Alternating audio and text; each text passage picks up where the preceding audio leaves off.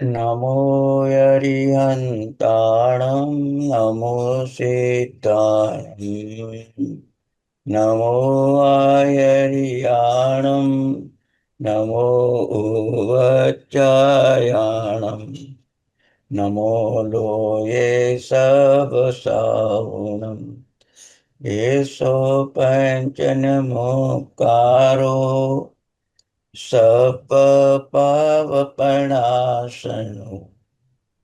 મંગલાણં ચ સપ્તેશિં પરમં હવૈ મંગલમ સકલમંગલ પરમ કમલા કેલી મંજુલ મંદિરમ ભવકોટિ સંચિત પાપનાશન નમો નવ પદ જયકરમ હરિહંત સિદ્ધ સુરીશ વાચક સાધુ દર્શન સુખકરમ પર જ્ઞાન પદ ચારિત્ર તપયે નમો નવ પદ જયકરમ શ્રીપાલ રાજા શરીર સાજા સેવતા નવ પદવરમ જગમાહી જાજા કીર્તિ બાજા નમો નવ પદ જયકરમ ગદ કષ્ટ ચૂરે શર્મ પૂરે યક્ષ વિમલે સરવરમ શ્રી સિદ્ધ ચક્ર પ્રતાપ જાણી વિજય વિલસે સુખબરમ મંગલમ ભગવાન વીરો મંગલમ ગૌતમ પ્રભુ મંગલમ સ્થૂલભદ્રાત્યા જૈન ધર્મોસ્તુ મંગલ.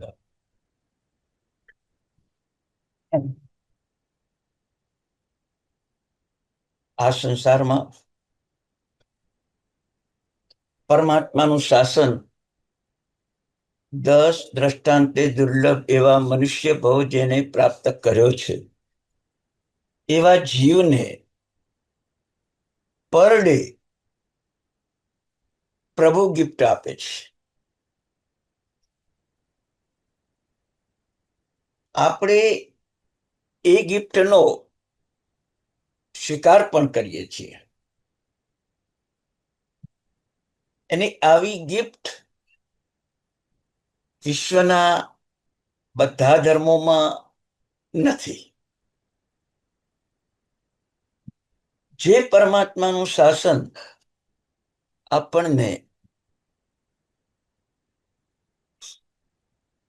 પાત્રતા, પવિત્રતા અને પૂર્ણતા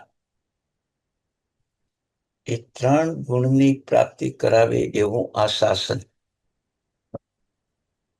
પાત્રતા પ્રાપ્ત થાય તો ધર્મ ઓર મળે, પવિત્રતા પ્રાપ્ત થાય તો આપણે બીજાનું સારું કરીએ, અને પૂર્ણતા પ્રાપ્ત થાય તો આ જગતમાં આપણે કોઈને માટે નુકસાન કરતા ના રહીએ.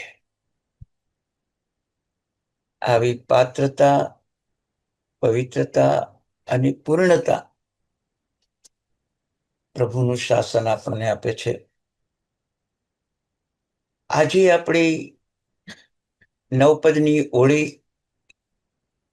આંબિલની 9 પદ અને શ્રીપાલ મહારાજા એનો ત્રિવેણી સંગમ, એમાં આપણે સૌ સ્નાન કરી રહ્યા છીએ. આ સ્નાનનું પ્રત્યક્ષ ફળ સ્વીકાર ભાવ, પ્રતિકાર ભાવ અને સત્કાર ભાવ એ એનું પ્રત્યક્ષ ફળ છે. અને પરોક્ષ ફળ પરમાત્મા પદ અને પરમ પદ એ એનું પરોક્ષ સ્વરૂપ છે. પ્રત્યક્ષ એટલે આપણે અનુભવી શકીએ, અને પરોક્ષ એટલે પછીના ભાવમાં આપણને પ્રાપ્ત થનારું. આ ત્રિવેણી સંગમ સ્વીકાર ભાવ, પ્રતિકાર ભાવ અને સત્કાર ભાવ એ 3 શીખવે છે. શ્રીપાલ રાજા મહિણા સુંદરી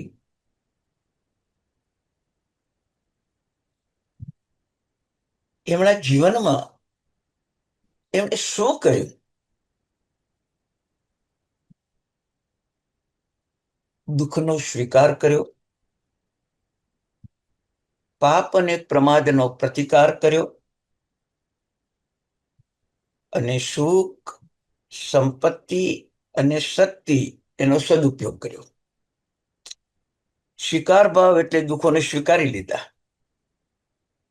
મારા કર્મથી જ અમને પ્રાપ્ત થયું છે, અમારે દુઃખોને સ્વીકારી લેવા. પ્રતિકાર, પાપના કારણે, પ્રમાદના કારણે દુઃખ આવે છે. અત્યારના કાળમાં બહુલતયા લોકોમાં એક વ્યવહાર સંજ્ઞા પડી છે કે પાપના કારણે દુઃખ આવે છે. શાસ્ત્રોમાં પ્રમાદના કારણે પણ દુઃખ આવે છે. પ્રમાદ સેવી તો પણ દુઃખ આવે છે. દાખલા તરીકે ભાઈ, મારે દિવાળીનો છઠ કરવો છે, અત્યારથી નિશ્ચિત કરી દીધું. પણ જેમ જેમ દિવાળી આવતી જાય તેમ તેમ મનના પરિવર્તન થતા જાય અને દિવાળીમાં છઠને બદલે નવકર્ષી સુધી જીવ પહોંચી જાય. આવો એક પ્રમાદ, ધર્મ કરવામાં પાછા પડવું, એનું નામ પ્રમાદ. એનું નામ પ્રમાદ. પછી તપ કરવામાં, જ્ઞાન ભણવામાં, સેવા વ્યાવચ કરવામાં, જેમાં પાછા પડો એ તમારા અધિક ને અધિક દોષોનું કારણ બને છે. એટલે પાપ અને પ્રમાદ બંને છોડવાના છે. અત્યારના કાળમાં એક જ ઉપદેશ ચાલ્યો છે, પાપ છોડો, પાપ છોડો, પાપ છોડો. પ્રમાદ પણ છોડો. ભગવાને દરરોજ આપણને ગિફ્ટ આપે છે. કેટલી ગિફ્ટ આપે છે?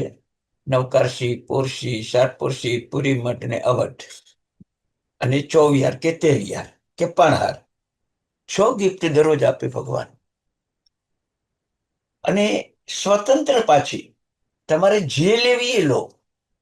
કોઈ મારું બંધન નહીં પરમાત્મા કે, તમારે જે લેવી એ લો. પણ આપણે કઈ લઈએ? નવકારશીનું પચખાણ છે એ 100 રૂપિયાની નોટ છે. પોરશીનું પચખાણ છે એ 200 રૂપિયાની નોટ છે. પૂરી મઠનું પચખાણ છે એ 500 રૂપિયાની નોટ છે. અવઢનું પચખાણ છે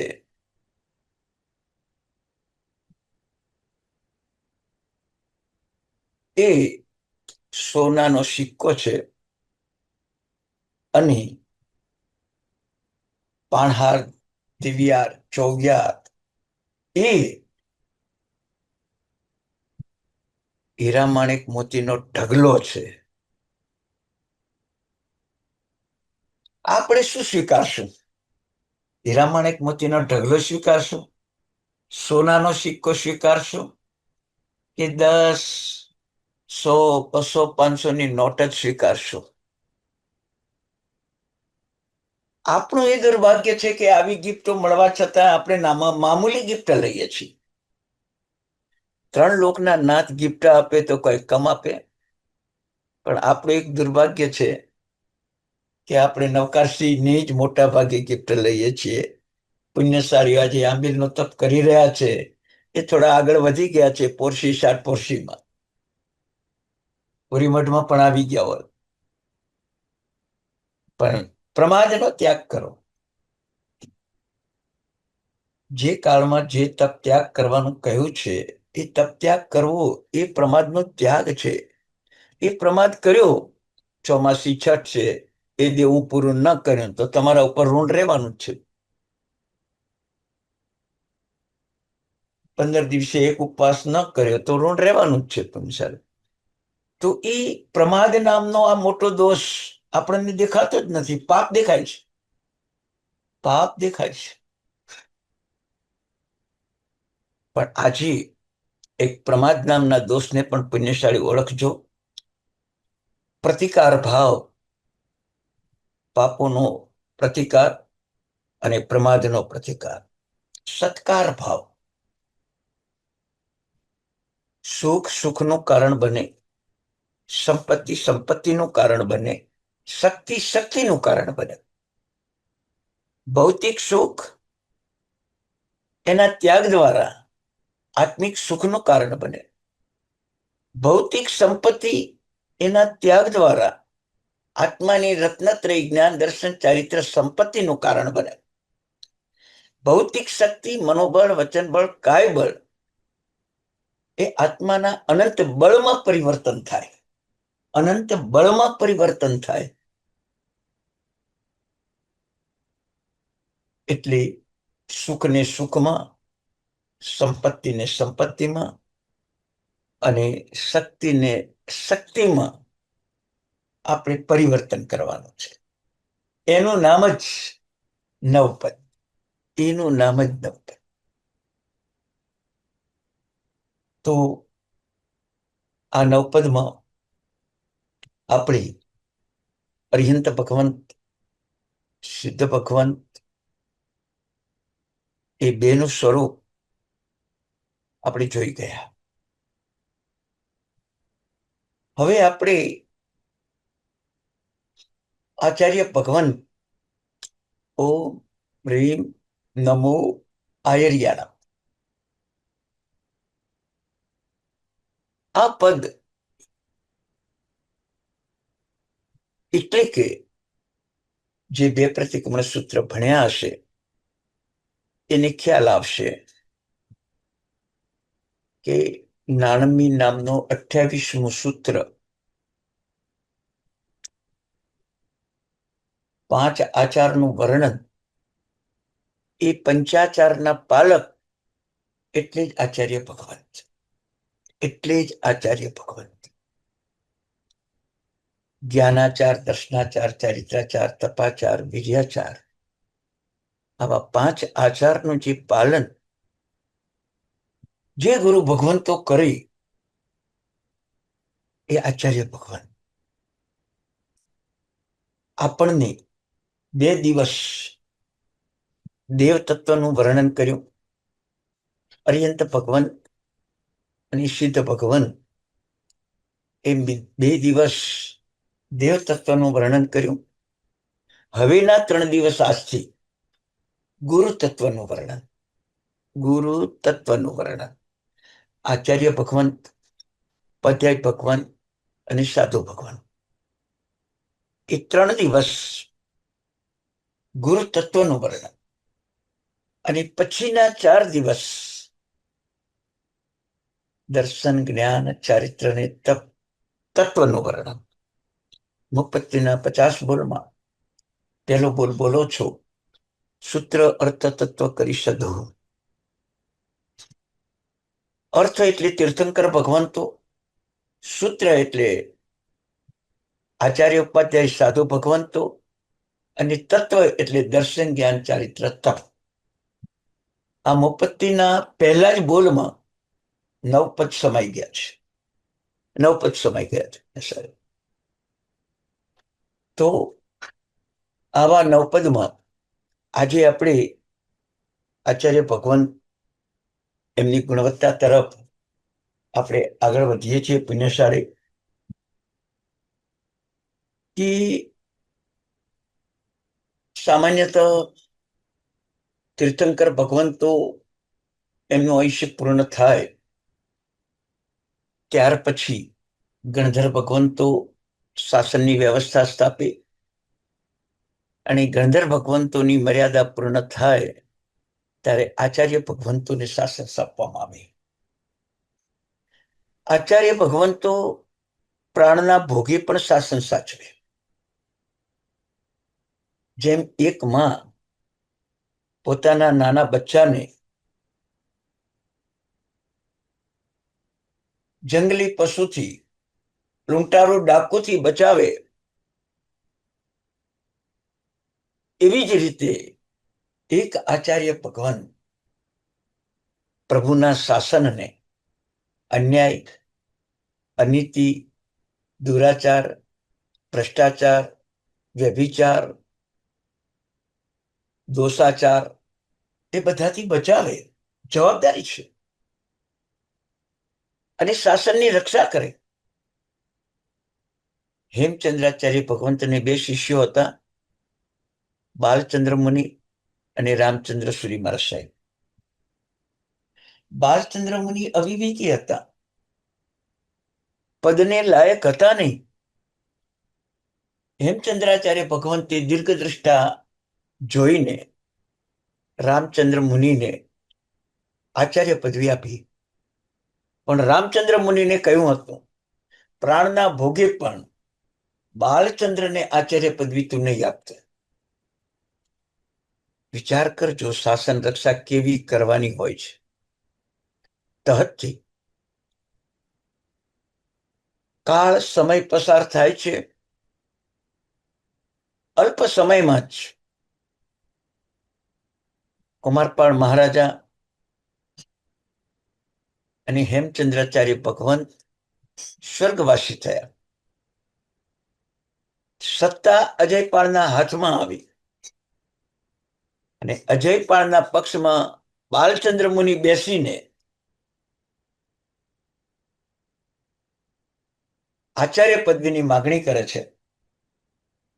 અજયપાળ રામચંદ્ર આચાર્ય ભગવંતને કહે છે, તમે બાલચંદ્રને આચાર્ય પદવી આપો. રામચંદ્ર આચાર્ય ભગવંત કહે છે કે મારા ગુરુએ ના પાડી છે, હું નહીં આપું. અજયપાળ રાજા એટલે જૈન ધર્મનો દુશ્મન જ હતો. છતાંય બાલચંદ્ર એમના પક્ષમાં પડ્યો છે, આખું રાજકારણ છે એની પાછળ. પણ બાલચંદ્ર કોઈ પણ સંજોગોમાં આચાર્ય બનવા માંગે છે. અજયપાળ પણ કોઈ પણ સંજોગોમાં એને આચાર્ય બનાવવા માંગે છે. અને રામચંદ્ર મુનિ આચાર્ય ભગવાન કોઈ પણ સંજોગોમાં આચાર્ય નહીં બનાવવા. સામે રાજસત્તા છે, રામચંદ્ર મુનિ પાસે ધર્મસત્તા છે. ત્યારે અજયપાળ રાજાએ નિર્ણય લીધો કે જો બાલચંદ્રને તમે આચાર્ય પદવી ન આપો તો તમારે ઉકળતા તેલના કડાયામાં કૂદવાનું અને તમારા પ્રાણ સમર્પણ કરવાના. વિચાર કરજો તમે. જરૂર રાજસભામાં ઉકળતા તેલના કડાયામાં અજયપાળ હુકમ કરે છે, ગુરુ આજ્ઞા, આચાર્ય ભગવાન શાસનની જવાબદારી, અયોગ્યને પદવી ન આપી શાસન ભ્રષ્ટ થઈ જાય. આ બધી સાત્વિકતા એ રામચંદ્ર આચાર્ય ભગવંતમાં હતી. અજયપાળનો હુકમ છે, રાજસત્તા સામે કોઈ બોલી શક્યું નથી. અને એ રામચંદ્ર મુનિ એટલે આચાર્ય ભગવાન ઉકળતા તેલના કડાયામાં બળીને મરી ગયા. પણ અયોગ્યને એવા બાલચંદ્ર મુનિને આચાર્ય પદવી ન આપે. વિચાર કરજો, કેવી શાસન રક્ષા, કેવી શાસન રક્ષા. એ હીર સુરેશ્વર મહારાજ સાહેબ અકબરના પ્રતિબોધક, એ બપ્પા ભટ્ટેશ્વરી મહારાજ સાહેબ પણ રાજાના પ્રતિબોધક. તમે વિચાર કરજો, હે હેમચંદ્રાચાર્ય ભગવંત કુમારપાળ મહારાજાના પ્રતિબોધક. આવી મહાનતા આચાર્ય ભગવંતોમાં હતી પુણ્યશાળી.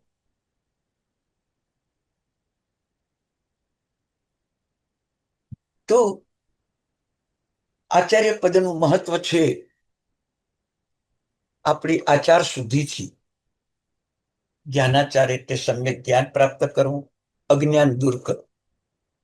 દર્શનાચાર એટલે સત્ય ધર્મ ઉપર શ્રદ્ધા રાખવી, અસત્ય ધર્મ છોડી દેવો.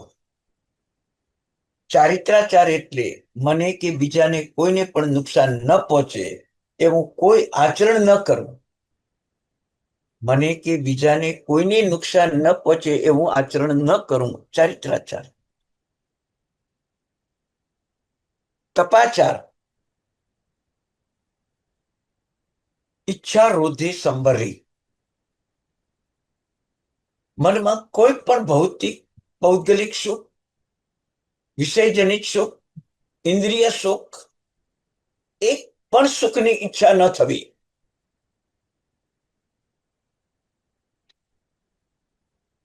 એ તપાચાર. અને બીજા ચાર, પાપ અને પ્રમાદનો ત્યાગ કરે, અપ્રમત ભાવે મન વચન કાયાથી શાસનની સેવા કરે. આ પાંચ આચાર કેવળ આચાર્ય ભગવંતના છે એવું નહીં.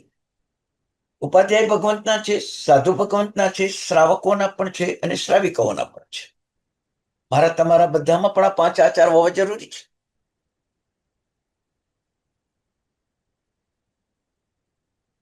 એક પણ આચાર વિશ્વના કોઈ ધર્મમાં ન હોય એવું બને નહીં. આખા નાણામીમાં ક્યાંય જૈન શબ્દ નથી, ક્યાંય જૈન શબ્દ નથી. વિશ્વ માત્રનો આચાર ધર્મ નાણામીમાં બતાવ્યો છે.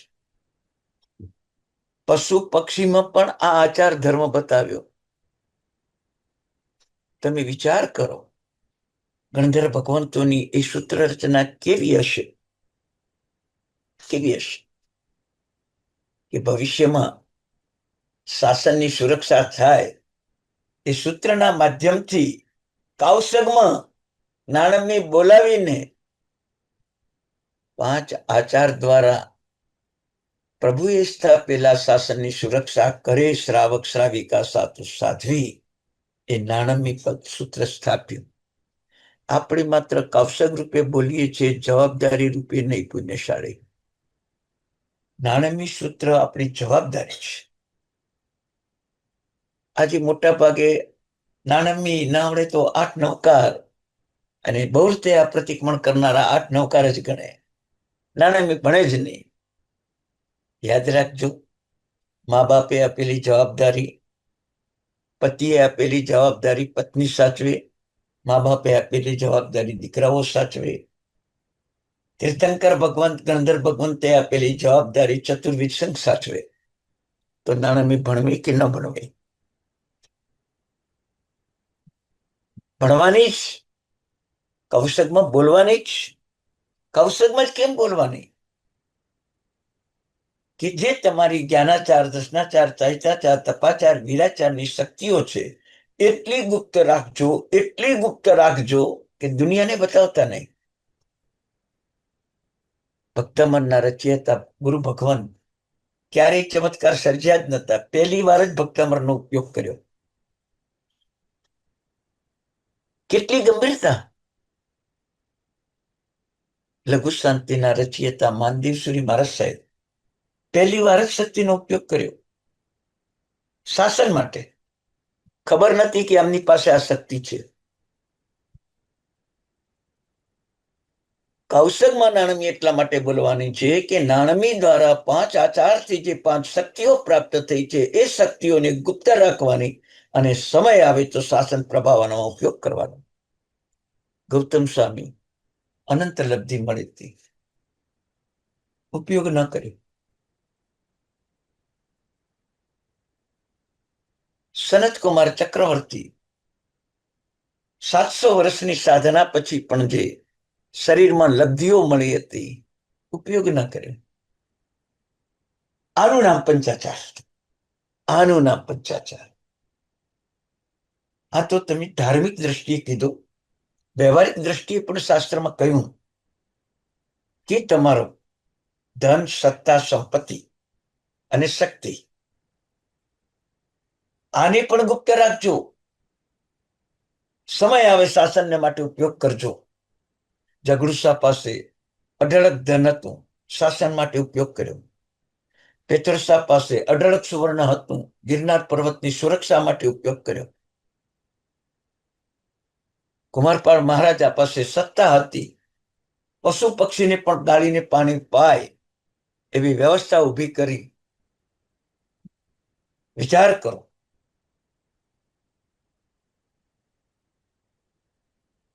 આનું નામ નાણંદી, આનું નામ પાંચ આચાર. નમો આયરિયાણમ પદ બોલીને છૂટી નથી જવાનું, પણ એની પાછળ રહેલી પૃષ્ઠભૂમિકા એને આપણા જીવનમાં મજબૂત બનાવવાની છે, મજબૂત બનાવવાની છે. આજથી હું નાણમે ભણી લઈશ. નાણમે મેં બતાવેલા પાંચ આચારની વિચારધારા છે, એને હું શીખી લઈશ અને એ દ્વારા મારા આત્મામાં એ પાંચ આચારોની શક્તિનો પ્રમાદ વિના વિકાસ કરીશ. અને જરૂર પડશે તો જગડુશા, પેથરશા, ભામાશા, ધરણાશા, વસ્તુપાળ, તેજપાળ, હેમચંદ્રાચાર્ય ભગવાન, સુરભદ્ર સ્વામી, ભદ્રબાહુ સ્વામીની જેમ હું શાસન પ્રભાવના કરીશ. આવી જે પ્રતિજ્ઞા, એનું નામ નમો આયર્યાણમ. એનું નામ નમો આયર્યાણમ. નવકાર બોલવાનો નથી કયો, નવકાર ગણવાનો કયો છે.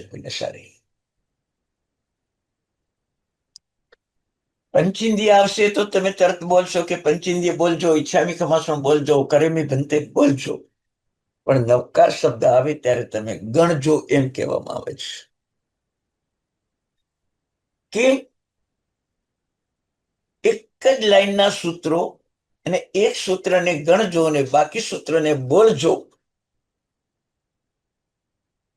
નાણંદીને કૌશકમાં વિચાર કરજો. આવું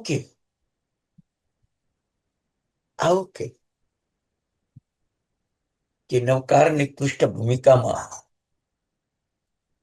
અર્યંત પદથી રાગ દ્વેષને જીતવા એને ગણવું કહેવાય. અને નમો અર્યંતાણમ બોલવું અને એના દ્વારા આપણા રાગ દ્વેષને ઓછા કરતા જવું, એનું નામ નમો અરિહંતાણમ ગણ્યું કહેવાય. નમો સિદ્ધાણમ વૈરાગ્યતા અને વિક્રાતા દ્વારા જગતના શરીરથી માંડીને સમસ્ત પદાર્થોના ત્યાગની વૃત્તિને કેળવવી, ત્યાગ વૃત્તિને કેળવવી, લોભ સંજ્ઞાને ખતમ કરવી, પરિગ્રહ સંજ્ઞાને ખતમ કરવી, એનું નામ નવકાર ગણ્યો કહેવાય. એ નમો સિદ્ધાણમ. નમો આયર્યાણમ આચાર સંપત્તિ મેળવી અનાચાર સંપત્તિને દૂર કરવી. નમો ઉપજ્જાયાણમ જ્ઞાનની પ્રાપ્તિ ઉપાધ્યાય ભગવંતના પુણ્ય પસાઈથી. એ જ્ઞાનની પહેલી ભૂમિકા છે આત્મા અને શરીરનો ભેદ કરી. અનાદિકાળથી શરીરના પક્ષમાં બેઠા છીએ, આત્માના પક્ષમાં નથી બેઠા. એ વિધાનને આપણે આત્મસાત કરવું છે. હવે આત્માના પક્ષમાં બેસવાનું, શરીરના પક્ષમાં નહીં. નમો લોહી સૌ સાહોનમ ક્રોધાદિ સંજ્ઞાઓ તજીને ક્ષમા આદિ સંજ્ઞાઓમાં બેસવું અને આવી રીતના પાંચ પદોનું સ્મરણ કરવું, એનું નામ નવકાર ગણ્યો કહેવાય. બાકી નવકાર બોલ્યો, એક નવકાર ગણશો તો 500 સાગરોપમના પાપનો નાશ થશે. પણ એક નવકાર બોલજો, 500 સાગરોપમના પાપનો નાશ થાય છે. એવું કે તમે સાંભળ્યું? એવું તમે કઈ સાંભળ્યું નહીં. તો પછી શું થયું પૃષ્ઠભૂમિકામાં? તો હાજી આ નવકારની એક નવપદ સાથે જોડાયેલી ભૂમિકાને આપણે આત્મસાત કરવાની છે. પિનસારે જ્યાં સુધી રાગ દ્વેષ ઢીલા ન પડે, ક્રોધમાન માયા લોભ ઢીલા ન પડે, ત્યાં સુધી નવકાર 500 સાગરોપમના પાપનો નાશ ન કરી શકે. એ સાંભળી હતી, નવકાર સાંભળતી હતી, શરીરમાં બાણ વાગ્યું હતું. એ પારધી સામે ઊભો છે. એ મને મહાત્મા એને નવકાર સંભળાવે અને એ સમળી પારધીની સામે જોતી નથી. એ સમળી મુનિ મહાત્માની સામે જુએ છે. મને કંઈક સંભળાવે છે અને સારું સંભળાવે છે. અંદરનો દ્વેષ ખતમ થઈ ગયો. પારધીએ બાણ માર્યું છે ખબર છે, પણ એના પ્રત્યેનો દ્વેષ ખતમ થઈ ગયો. એ જ નવકાર મંત્ર સાંભળતા સાંભળતા એ રાજકુમારી બની જાય, ભરૂચના રાજાની. વિચાર કરો, એ નૌકાર ગણ્યો કહેવાય. અમરકુમારની વધ સ્તંભાઈ લઈ ગયા, હવનમાં એનો વધ કરવાની તૈયારી કરે ને એ નૌકાર ગણે અને ચમત્કાર સર્જાય, એને નૌકાર ગણ્યો કહેવાય. આપણે નૌકાર બોલીએ છીએ, મારે રાગ દ્વેષ ઓછા કરવા નથી, મારે આ ઓછો કરવું, મારે તો નૌકાર ગણવાનો, બોલવાનો. નહીં પુનિષ્ઠારી. જૈન શાસનની પૃષ્ઠભૂમિકા, વર્તમાન ભૂમિકા અને આગામી ભૂમિકા 3 રીતે જાણવાની જરૂર છે આપણે. તો નમો આર્યાના પદમાં આપણે આગળ વધી રહ્યા છે કે તિથ્યર સમોસુરી પર આચાર્ય ભગવાન તીર્થંકર સમાન છે. તીર્થંકર ભગવંતની ગેરહાજરીમાં એ સત્તા છે. અને હમણાં જ કહ્યું, રામચંદ્ર મુનિએ જીવન સમર્પિત કર્યું પણ શાસનની સુરક્ષા કરી. આપણા જીવનમાં પણ જ્યારે જ્યારે શાસન પર આપત્તિ આવે ત્યારે શ્રાવક શ્રાવિકા તરીકે આપણી ફરજ શું? એ ચંપા શ્રાવિકાએ 6 મહિનાના ઉપવાસ કર્યા. અકબર બાદશાહે પૂછ્યું, તું કઈ રીતે આ 6 મહિનાનો ઉપવાસ કરી શકે? તો કોનું નામ આપ્યું? આચાર્ય ભગવાન હીર સુરી સરમાર સાહેબનું નામ આપ્યું. ચંપા શ્રાવિકા બુદ્ધિશાળી હતી કે આ અકબર બાદશાહને ધર્મ પમાડવાનું એક નિમિત્ત મળ્યું છે, એને ચૂકી ન જાઓ. હીરસુરી મહારાજ સાહેબ કાવી ગંધાર, ચંપા શ્રાવિકા દિલ્હીમાં અકબર બાદશાહને પ્રશ્ન પૂછવાનો જવાબ હીરસુરી મહારાજ સાહેબની નિશ્રા, હીર મુસાફરી કૃપા. કારણ ચંપા શ્રાવિકાના મનમાં પણ શાસન પ્રભાવના કરવાની ભાવના હતી. આ મુસલમાન રાજા અહિંસક બને, મુસલમાન રાજાને પણ જૈન ધર્મ પ્રત્યેનો આદર થાય, એની સુરક્ષા થાય, એ જવાબદારી ચંપા શ્રાવિકાએ લીધી. અને એના માટે 6 મહિનાના ઉપવાસ પૂર્ણ થયા છતાંય અકબર બાદશાહ પોતાની નિશ્રામાં એક ઉપવાસ વધારે છે. અને એ નિશ્રામાં અપ્રમત્ત ભાવે, પ્રમાદ વિના, સ્વસ્થ મન, સ્વસ્થ શરીરે એક ઉપવાસ કરે છે 6 મહિના ઉપરનો. અને એ ઉપવાસ એ હીરસુરીશ્વર મહારાજ સાહેબ એ અંદર બેઠેલી શાસનની પ્રભાવના ચંપા શ્રાવિકાના મનમાં બેઠેલી એ અકબર બાદશાહ હીરસુરી મહારાજ સાહેબનો પરમ સેવક બની ગયો. અને આમંત્રણ આપે, દિલ્હી પધારો, રાજાનું આમંત્રણ. આચાર્ય ભગવાન પધારે, 6 મહિનાની અહિંસા પડાવે આ આચાર્ય ભગવાન, જૈન ધર્મનો દ્વેષ ખતમ કરાવે અકબર બાદશાહને, એ આ આચાર્ય ભગવાન. એક ઈંડાની પણ સુરક્ષા કરવા માટે સૈન્યને રોકી રાખે એવી દયાનું પાલન અકબર બાદશાહ કરે, એ આચાર્ય ભગવાન. એ આચાર્ય પુણ્યશાળી એ ચંપા શ્રાવિકાએ અને એ આચાર્ય ભગવાન હીરસુરી મહારાજ સાહેબે અંદરમાં બેઠેલું શાસન કેટલી જવાબદારી અદા કરી. આજે ચંપા શ્રાવિકાનું દ્રષ્ટાંત ખાલી એટલું જ આપવામાં આવે છે કે એને 6 મહિનાના ઉપવાસ કર્યા અને અકબર બાદશાહના પૂછવાથી હીરસુરી મહારાજ સાહેબનું નામ આપ્યું. પણ કેમ નામ આપ્યું? કારણ કે શાસન પ્રભાવક હીરસુરી મહારાજ સાહેબ છે. એ ટાઈમે કેટલા સાધુ ભગવંતો હતા? 2000 સાધુ ભગવંતો કેવળ હીરસુરી મહારાજ સાહેબના હતા. તો બીજા સમુદાયના કેટલા સાધુ ભગવંતો હશે એ ટાઈમે? પણ શાસન પ્રભાવક તરીકે એમની જે જવાબદારી, ફરજ એ અદા કરી શકે હતા. અને આ નિમિત્તે રાજા પણ પ્રતિબોધ પામે, એ જવાબદારી ચંપા શ્રાવિકાએ લઈ લીધી. વિચાર કરજો, આપણે કઈ જવાબદારી લીધી? નવપદ પૂર્ણ થઈ જ જશે. પછી કદાચ ઉપાશ્રયમાં, દેરાસરમાં, સંઘમાં કઈ જવાબદારી લઈને સંઘની સુવ્યવસ્થામાં આપણે જોડાશું? કઈ જવાબદારી લઈ? વિચાર કરજો. શાસનને આત્મસાત કરો, તમારો કોઈ દુશ્મન ના રહે. બરાબર છે? તમે મનથી વિચાર કરો. હું જૈન છું, આપણે બધા જૈન છીએ. મારે બે મુસલમાન જાણકાર છે, અને અવારનવાર કદાચ મારા ઘરે આવીને નાસ્તા પાણી પણ કરી જાય, અને મનમાં એક બોલે કે તમારા ધર્મ જેવો ધર્મ નથી. એક મુસલમાનના મુખમાંથી આ શબ્દો સાંભળવા મળે ને, ત્યારે આપણા મનને કેટલો આનંદ થાય. હું પણ એમને કહું કે તમારા ધર્મમાં જે વ્યાજ નહીં લેવાની નીતિ છે એ ખરેખર અમારા માટે આદરણીય છે.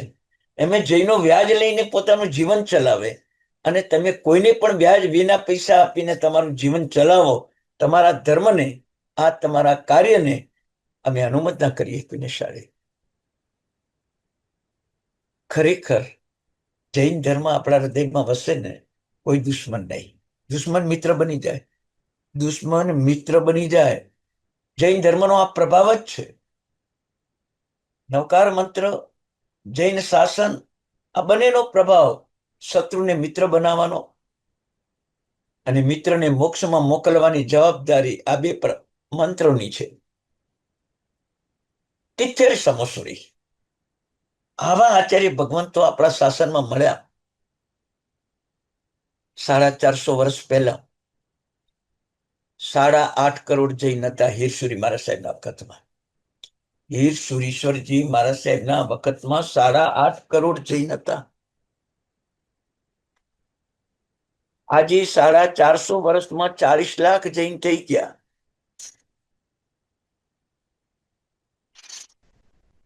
જૈન આટલા બધા ઓછા થયા એનું ગણિત આપણી પાસે ખરું. સરવાળો મારજો. તમે બધા હવે તો કોમ્પ્યુટર ઉપર, લેપટોપ ઉપર બહુ હોશિયાર થઈ ગયેલા છો. પર ડે ના 1000 જૈન ઓછા કર્યા આપણે 450 વર્ષ. જવાબદારી ના સાચવી ચંપા શ્રાવિકાની જેમ, પેથરશાહ જગડુશાની જેમ જવાબદારી ન સાચવી. હમણાં મેં તમને કીધું પ્રમાદ, એ જવાબદારી ન સાચવી. દરરોજ શાસનને 1000 જૈનનું નુકસાન પહોંચે છે આજે પણ. નમો આર્યણ પદ બોલવાથી કશું જ નહીં થાય, પણ એની જે પૃષ્ઠભૂમિકા પ્રમાદ છોડવો અને મારા ધર્મની સુરક્ષા માટે, મારા ધર્મની પ્રભાવના માટે મારી જવાબદારી શું છે, એ મારી જવાબદારી અદા કરવી, એ નમો આર્યણ પદ આપણો આત્મસાત છે. જો ચંપા શ્રાવિકા આ ધર્મ અદા કરી શકતી હોય તો આપણે માત્ર આપણા પરિવાર પૂરતા ચંપા શ્રાવિકા બનવું છે. આપણા સમાજ પૂરતા ચંપા શ્રાવિકા બનવું છે. આપણા સંઘ પૂરતા ચંપા શ્રાવિકા બનવું છે. એકવાર જગડુશાહ, પેથરશાહ, ભામાશાહ, ધરણાશાહ બનો. એકવાર ચંપા શ્રાવિકા બનો. નમો આર્યાણમને પુનઃ જીવંત કરો. પુનઃ જીવંત કરો. પુણ્યશાળી પ્રભુના શાસનમાં લાખો આચાર્ય ભગવાન થવાના છે 21,000 વર્ષમાં. એમાં આપણો નંબર લાગવો જોઈએ. લાખો ચંપા શ્રાવિકા થવાની છે અને થઈ છે, એમાં આપણો નંબર લાગવો જોઈએ. લાખો જગડુશાહ, પેથરશાહ, ભામાશાહ, ધરણાશાહ થયા છે, એમાં આપણો નંબર લાગવો જોઈએ. એ નંબર ન લાગે, નમો આર્યાણમ આપણા માટે નિરર્થક છે. નિરર્થક. તીર્થંકર ભગવાન સમાન આચાર્ય ભગવાન, ધર્માચાર્ય, ભાવાચાર્ય એમના વિરુદ્ધ.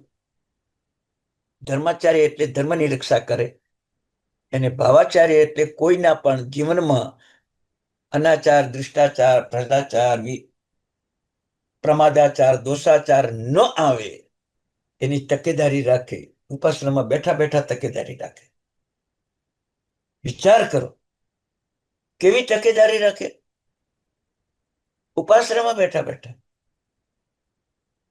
ભગવાન સમસ્યામાં બેઠા અને શ્રેણિક મહારાજાને કહ્યું કે પુણ્ય શ્રાવકનું સામાયિક લઈએ તારી નરક ટળી જશે. કેવી તકેદારી રાખી, કેવી તકેદારી રાખી. સિંહ અણગાર આવ્યા, જ્યાં રેવતી શ્રાવિકાને ત્યાં જાજે અને ત્યાંથી જ પશુ માટે બનાવેલો પાક લેતો આવજે, મારા રોગો મટી જશે. કેવી જવાબદારી અદા કરી. એને તીર્થંકર નામકરણ બાંધ્યું ચંપા શ્રાવિકા, રેવતી શ્રાવિકાએ. એમ આપણે કોઈ જવાબદારી ખરી પુણ્યશાળી? કેટલા વર્ષથી સંઘમાં જોડાયા, આજે 3 સંઘો આમાં જોડાયા છે. એ ત્રણેય સંઘોને મારા પુનઃ પુનઃ નમસ્કાર. પણ મારે આજે એ કહેવું છે કે આપણી સંઘની વૃદ્ધિ માટે, સંઘની વ્યવસ્થા માટે, સંઘના વિકાસ માટે, સંઘમાં વિતરાગતા અને વૈરાગ્યતાના ગાણા ગવાય એના માટે આપણે શું કર્યું, આપણે શું કર્યું? વિચાર કરો. આંબિલ ચાલે છે, આંબિલ કરતા હશો, કદાચ સંઘમાં સામૂહિક આંબિલ પણ થતા હશે. પીરસનારા આપણા જૈન શ્રાવક શ્રાવિકા જ હશે. અને એ શ્રાવક શ્રાવિકા જ્યારે પીરસે છે ને, ત્યારે શાસ્ત્રમાં વિધાન છે કે જે આંબિલ કરનારો જેટલા કર્મો ખપાવે છે એટલા જ કર્મો પીરસનારો ખપાવે છે. ભલે આંબિલ ન કરે, વ્યવસ્થા સાચવીને કરણ કરાવણને અનુમોદન સરખા પણ નિપજાયો. આચાર્ય ભગવંતના આજના દિવસમાં આપણી જવાબદારી અદા કરવાનું એક મહત્વ સાચવવાનું છે. જે આચાર્ય ભગવંતના શાસ્ત્રોમાં 36 કરીને ગ્રંથ આવે છે. 36 ગુણ પંચેન્દ્રિયમાં બતાવ્યા છે. એવા 36 પંચેન્દ્રિયા છે. વિચાર કરો, 36 એટલે આચાર્ય ભગવંતના 1296 ગુણ. 1296 ગુણ, 1296 એટલી ગુણવત્તા એમનામાં પ્રગટપણે છે. આવા આચાર્ય ભગવંતને પદ ગણવાથી 50 સાગરોપમના પાપનો નાશ થાય. અને એ પદ તમે 20 નવકારવાળી 2000 વખત ગણો, કેટલા કર્મનો ક્ષય થયો તમે જ કરો. સરવાળા મારજો તમે તારે.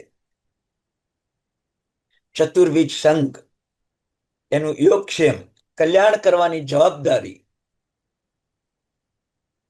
આચાર્ય ભગવંતની છે.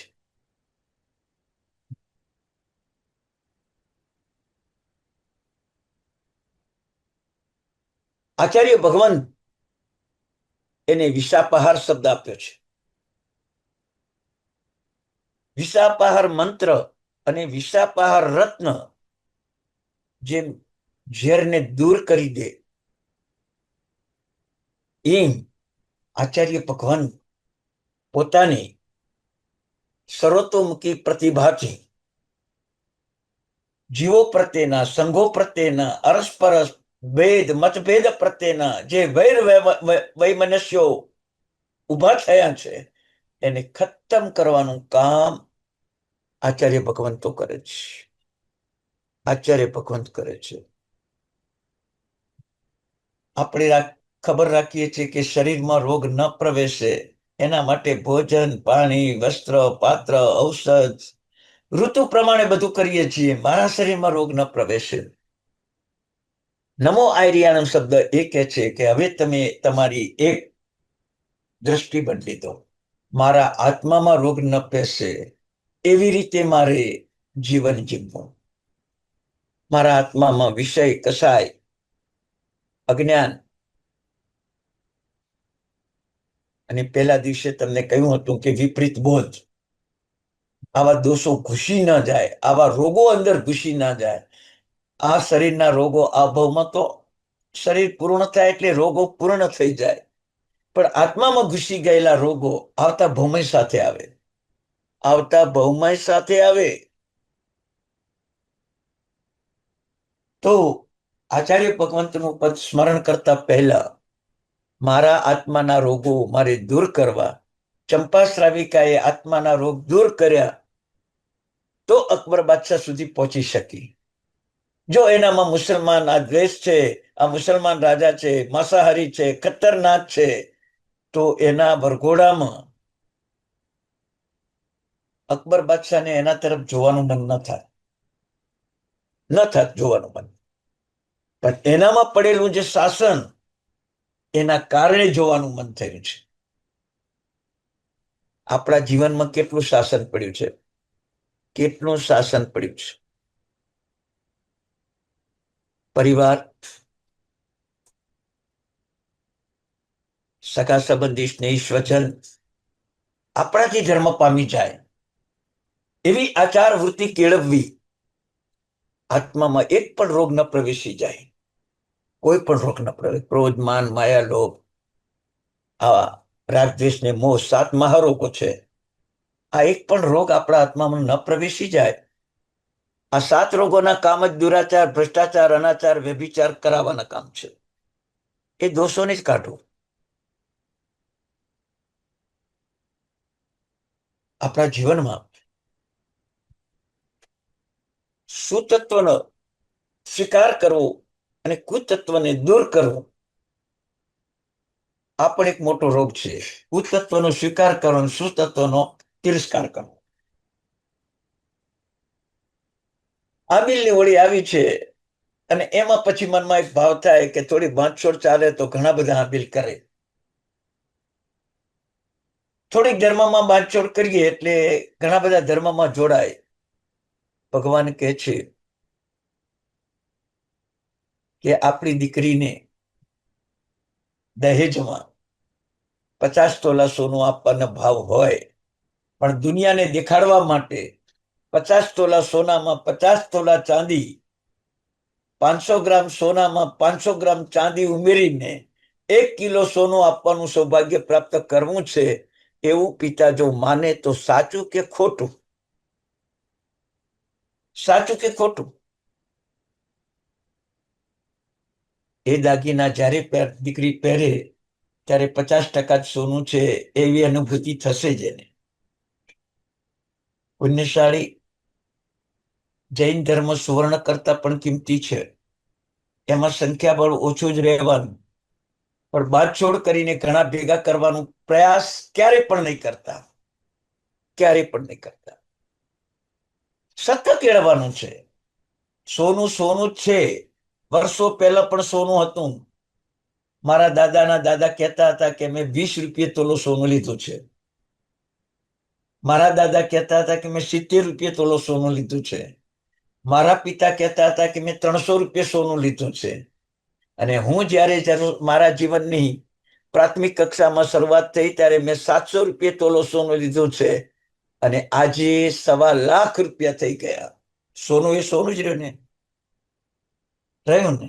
એમ ધર્મ એ ધર્મ રહેવાનો છે. ભલે આજ કાળ ખરાબ છે એટલે સંખ્યાબળ ઓછું છે, પણ જવાબદારી ચંપા શ્રાવિકાની જેમ તમે બધા સાચવતા શીખો. જવાબદારી તમે રામચંદ્ર મુનિની જેમ સાચવતા શીખો. સંખ્યાબળ ન વધે એવું બની જ ન શકે.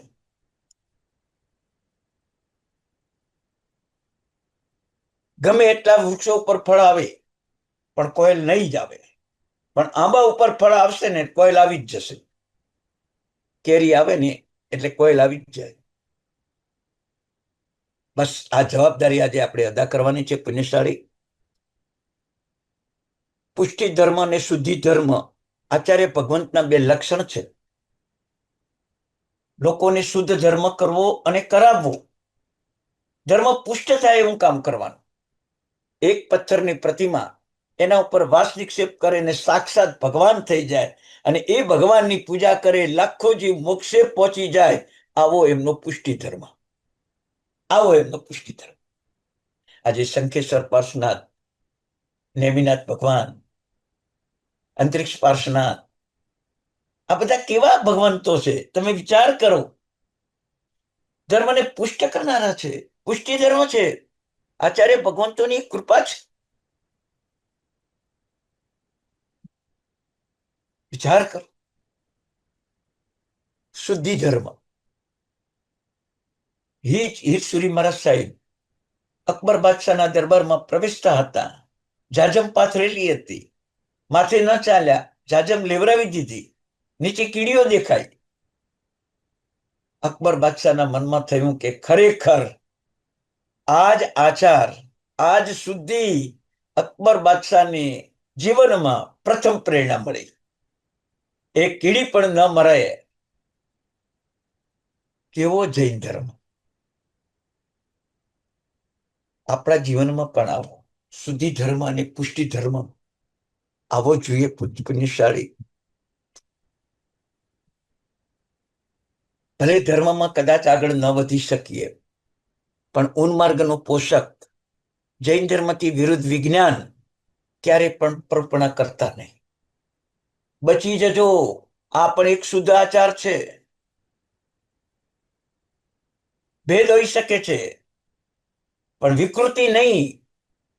વિકૃતિ નહીં. બરાબર. મારા આચાર્ય ભગવંતો પંચેન્દ્રિય સંવરણો, વિષયોના ત્યાગી, નવવિહ બંબચેર ગતિધરો, બ્રહ્મચર્યના પાલક, ચૌવ્ય કસાય મૂકો, કસાયથી મુક્ત, 5 મહાવ્રતને અનુભવનારા, આચારમાં મૂકનારા, અને એ 5 મહાવ્રતોની શક્તિથી શાસનની ભક્તિ કરનારા આચાર્ય ભગવંત, ઉપાધ્યાય ભગવંત, સાધુ ભગવંત, આ ત્રણેયની એક શક્તિ બતાવી છે શાસ્ત્રમાં કે આ 3 જીવંત હોય તો પૃથ્વી પ્રલય ન થાય, ધરતીકંપ ન થાય, નગરો ગામમાં પાતાળમાં ન ઉતરી જાય, જળ પ્રલય ન થાય, અગ્નિ પ્રલય ન થાય, વાયુ પ્રલય ન થાય. આ 3 તત્વોની તાકાત છે. કુદરતી કોઈ તત્વ તમને, આકાશી કોઈ તત્વ તમને પ્રતિકૂળતામાં ન મૂકે. એટલે જ આચાર્ય ભગવંત, ઉપાધ્યાય ભગવંત, સાધુ ભગવંત આજે ઇન્ડિયામાં, ભારતમાં વિદ્યમાન છે ને. પ્રભુ ઋષભદેવથી આજ સુધી ભારત છે. બાકીના દેશો આવે ને જાય. તમે વિચાર કરજો. આ સત્વ આપણા આચાર્ય ઉપાધ્યાય ને સાધુ ભગવંતોનું જ. એટલે એમની વિરુદ્ધ ક્યારે બોલતા જ નહીં, ક્યારે બોલતા જ નહીં. પંચાચાર, પંચવિહાર પાલન સમર્થો, 5 આહાર પાલન સમર્થ, જ્ઞાનાચારથી ભક્તામણની રચના કરી, દર્શનાચારથી જૈન ધર્મની પ્રભાવના કરનારા વાદીદેવ સૂર્યાદિ ભગવંતોએ અજૈનોને પણ જૈન બનાવી દીધા. ચારિત્રાચાર હીરસુરી મહારાજ સાહેબનો, ચારિત્રાચાર બપ્પભટ્ટસુરી મહારાજ સાહેબનો, ચારિત્રાચાર હેમચંદ્રાચાર્ય ભગવંતનો કેવી શાસન પ્રભાવના કરી ચૂક્યા. તપાચાર,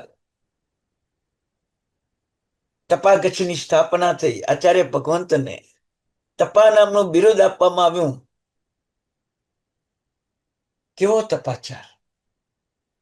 12 મહિના એક જ જગ્યાએ કૌશલ્યને ઉભા રહેવું બાહુબલી મુનિને કેવો વીર્યાચાર! કેવો વીર્યાચાર! આવું જૈન શાસન, આવા મારા આચાર્ય ભગવંતો. 5 સમિતિ અને 3 ગુપ્તિ, વિવેકપૂર્ણ જીવન અને આત્માની અનુભૂતિ કરનારું જીવન, એવા મારા આચાર્ય ભગવંતો છે પુણ્યશાળી. આ એક પંચેન્દ્રિય તમને કહી દીધો. આવા 36 ગુણો આચાર્ય ભગવંતના છે. એક બીજો પણ તમને આચાર્ય ભગવંતના 36 ગુણોનું વર્ણન કરી બતાવું છું તમને નામથી કે આચાર્ય ભગવંતમાં 14 ગુણોની મુખ્યતા હોય છે. એ 14 ગુણના નામ પણ બોલું છું પુણ્યશાળી. પ્રતિરૂપ, તેજસ્વી, યુગ પ્રધાન, મધુર વચન, ગંભીર, ધૈર્યવાન, ઉપદેશ તત્પર, સાંભળેલું નહીં ભૂલનારા, સૌમ્ય, સંગ્રહશીલ, અભિગ્રહ, મતવાળા, વિકથાનો ત્યાગ કરનારા, અચપળ, અચંચળ અને પ્રશાંત. આવા 14 ગુણો. એના સિવાય પણ ખંતી મદ વજ્જવ, જેને નવતત્વ કર્યો છે, અને ક્ષમા આદિ 10 ગુણોને ધારણ કરનારા. બરાબર. ક્ષમા, નમ્રતા, સરળતા, ઉદારતા, મુક્તિ, તપ, સંયમ, સત્ય, શૌચ, અકિંચન અને બ્રહ્મચર્ય. એ 10 ગુણ. 14 ને 10 24. અને 12 ભાવના: અનિત્ય, અસરણ, અસાર, એકત્વ, અન્યત્વ, શુચિત્વ, આશ્રવ, સંબર, નિર્જરા, લોક સ્વભાવ, બોધિ દુર્લભ અને ધર્મ ભાવના. આમ 36 ગુણ વાળો બીજો પંચેન્દ્રિય તમને બતાવ્યો. આવા 36 પંચેન્દ્રિય છે. આવા 36 ગુણો છે. આચાર્યની પ્રભાવકતા બતાવી છે. આચાર્ય ભગવંતની પ્રભાવકતા બતાવી છે. શું પ્રભાવકતા બતાવી છે? કે કૃષ્ણ મહારાજા લવણ સમુદ્ર ઓળંગવા ગયા. શ્રી કૃષ્ણ મહારાજા લવણ સમુદ્ર ઓળંગવા ગયા. દેવોએ સહાય કરી અને પાંડવોની પત્ની દ્રૌપદીને પાછી લાવી. આ ઇતિહાસ તમે બધા ઘણા સાંભળેલો જ છે.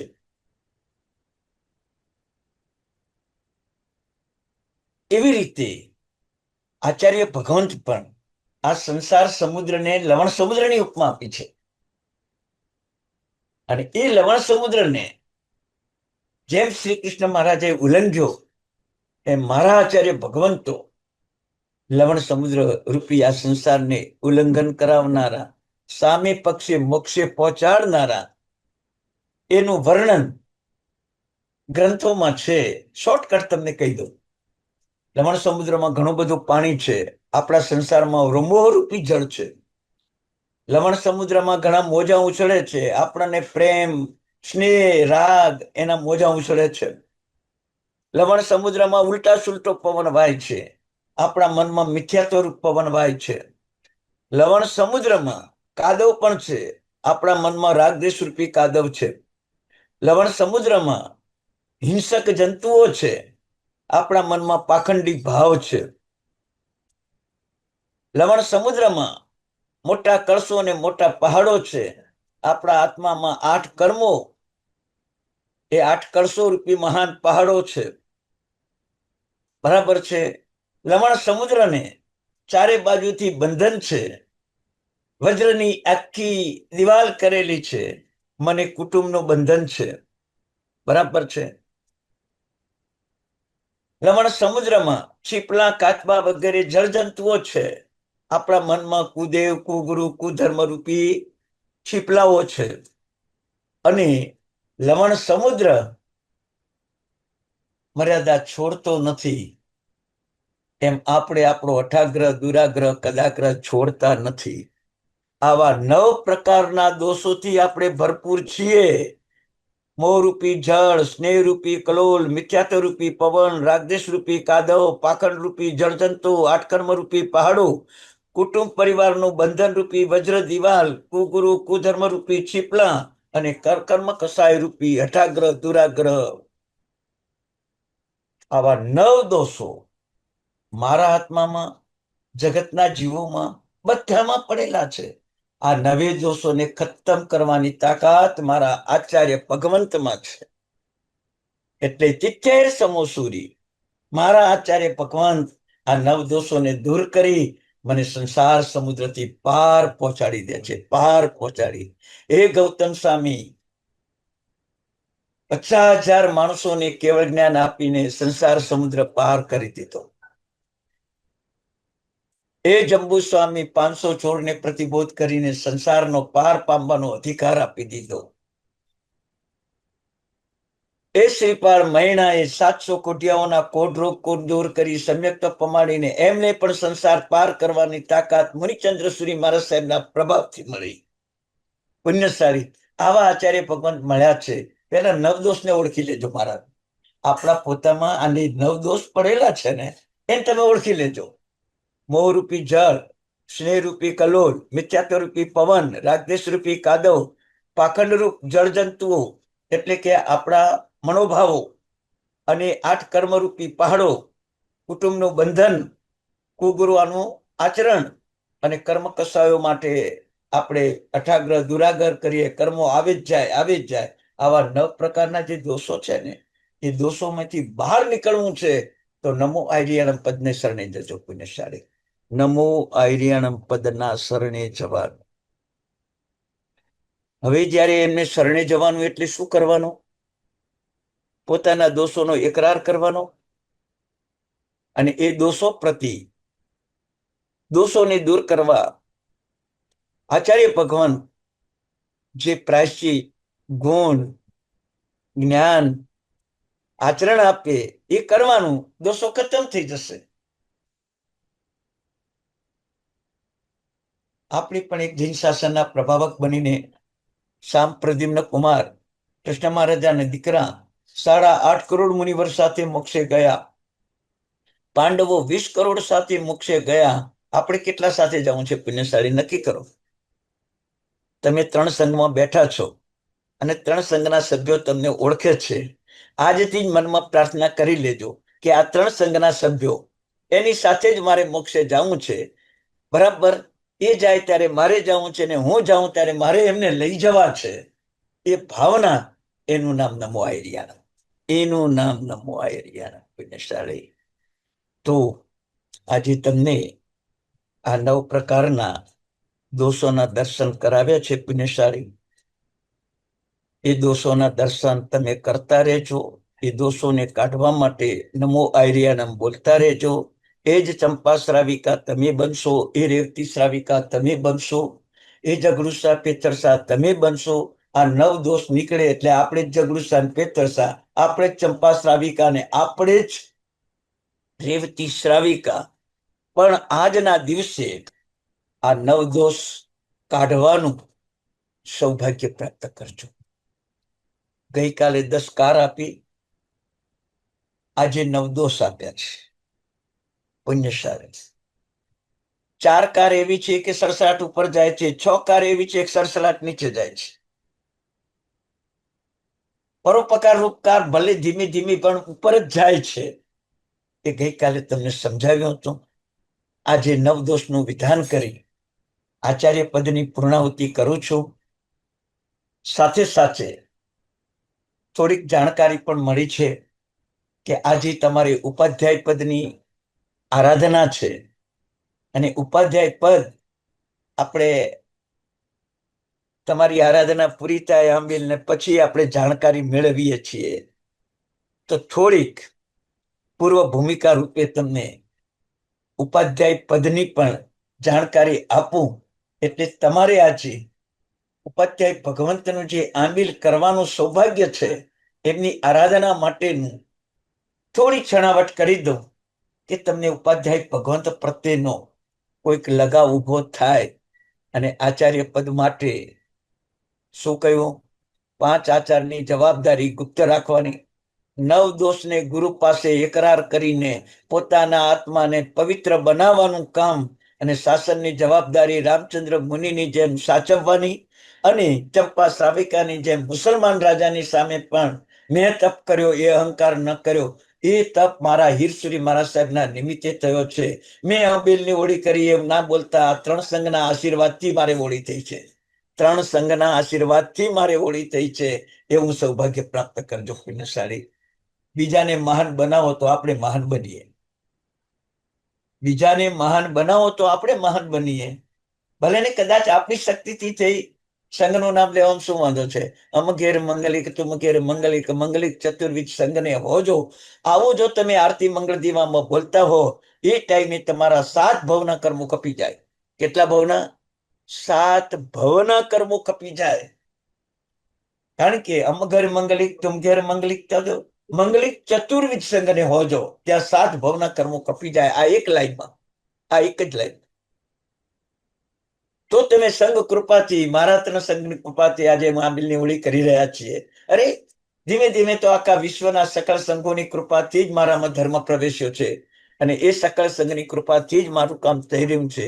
પહેલા દિવસે વાત કરી હતી નમો તિચ્છ કહીને પરમાત્મા બેસે, પરમાત્મા ખુદ કે આ ચતુર્વિધ સંઘ ના હોય તો મારો જ જન્મ ન થયો હોત, અરિહંત તરીકે મારો જન્મ જ ન થયો હોત. તો એ જો સંઘની કૃપા માને તો આપણે કેટલી માનવી જોઈએ અને એ સંઘને માટે સમર્પણ કેવું હોવું જોઈએ. એ ઉપાધ્યાય ભગવંતનું થોડું નિદર્શન કરાવું છું પુણ્યશાળી. થોડી વાત પણ આવી હતી કે થોડું ઉપાધ્યાય ભગવંતનું પણ જાણ કરજો. આંબિલ કરવાનો એક આનંદ ઉચ્ચાય આવે પુણ્યશાળી. ઉપાધ્યાય ભગવંતને નમસ્કાર હો. પૂર્વ ભૂમિકા રૂપે પહેલા દિવસે તમને કહ્યું હતું ઉપ એટલે આત્માની સમીપે રહેવું, અધ્યાય એટલે આત્માને ઓળખવાનો એક પુરુષાર્થ કરો. આત્માની સમીપે રહીને આત્માને ઓળખવાનો પુરુષાર્થ કરો એ ઉપાધ્યાય પદ છે. આંબિલ કર્યું, શાનાથી કર્યું તમે આંબિલ? પેટથી આંબિલ કર્યું કે આત્માથી આંબિલ કર્યું? જ્યારે લુખું ખાઓ છો ત્યારે તમારા આંબિલમાં કેવો ભાવ આવે છે કે મારા આચાર્ય ભગવાન પંચિંદ્રિય સંવરણો આંબિલનો ખાવાથી પાંચે ઇન્દ્રિયના વિષય રોકાય તો જ્યારે આંબિલ કરું છું ત્યારે સાક્ષાત હું આચાર્ય ભગવાન છું. એ આંબિલમાં મને આનંદ આવે છે, એ આંબિલ કરવાનો મને ભાવ થાય છે. એવું મારામાં જે જ્ઞાન છે, હું આત્માની નજીક રહ્યો છું, હું સ્વયં સાક્ષાત ઉપાધ્યાય ભગવાન છું અને મને અન્ય કોઈ ચા પાણી મીઠાઈ ફરસાણ ખાવાનું મન જ થતું નથી. એ મન ઉઠી ગયું, પૌદ્ગલિક રાગ ઉઠી ગયો. એ નમો અરિહંતાણ હું સાક્ષાત છું અને આત્માને પુષ્ટ કરવો છે, શરીરને પુષ્ટ નથી કરવું. એ નમો સિદ્ધાણમ. આમ મારું જ્યારે આંબિલ કરું છું ત્યારે હું સ્વયં પણ પરમિષ્ટિ છું. એ આંબિલની હોળીમાં કોઈ રોટલો, રોટલી, મગદાળ, મગની દાળ વગેરે કાંઈ પણ આવ્યું, થોડું ઠંડુ આવ્યું, કોઈ ગરમ આવ્યું, થોડો અલ્પ મસાલો આવ્યો, ત્યારે પીરસનારને હું સામનો નથી કરતો, જે આવી ચાલશે. હું ક્રોધ નથી કરતો, એ નમો લોહી સૌ સાવણમ. તો હું જ્યારે આંબિલ તપ કરવા બેસું છું ત્યારે રાગ દ્વેષ થતો નથી. નમો અરિહંતાણમ. શરીરનો મોહ નથી. નમો સિદ્ધાણમ. અને જે સંઘે બનાવ્યું છે એ જ હું વાપરું છું, એનો પ્રતિકાર પણ કરતો નથી. બરાબર. એ નમો આયર્યાણમ. અને સાચું તો શું છે?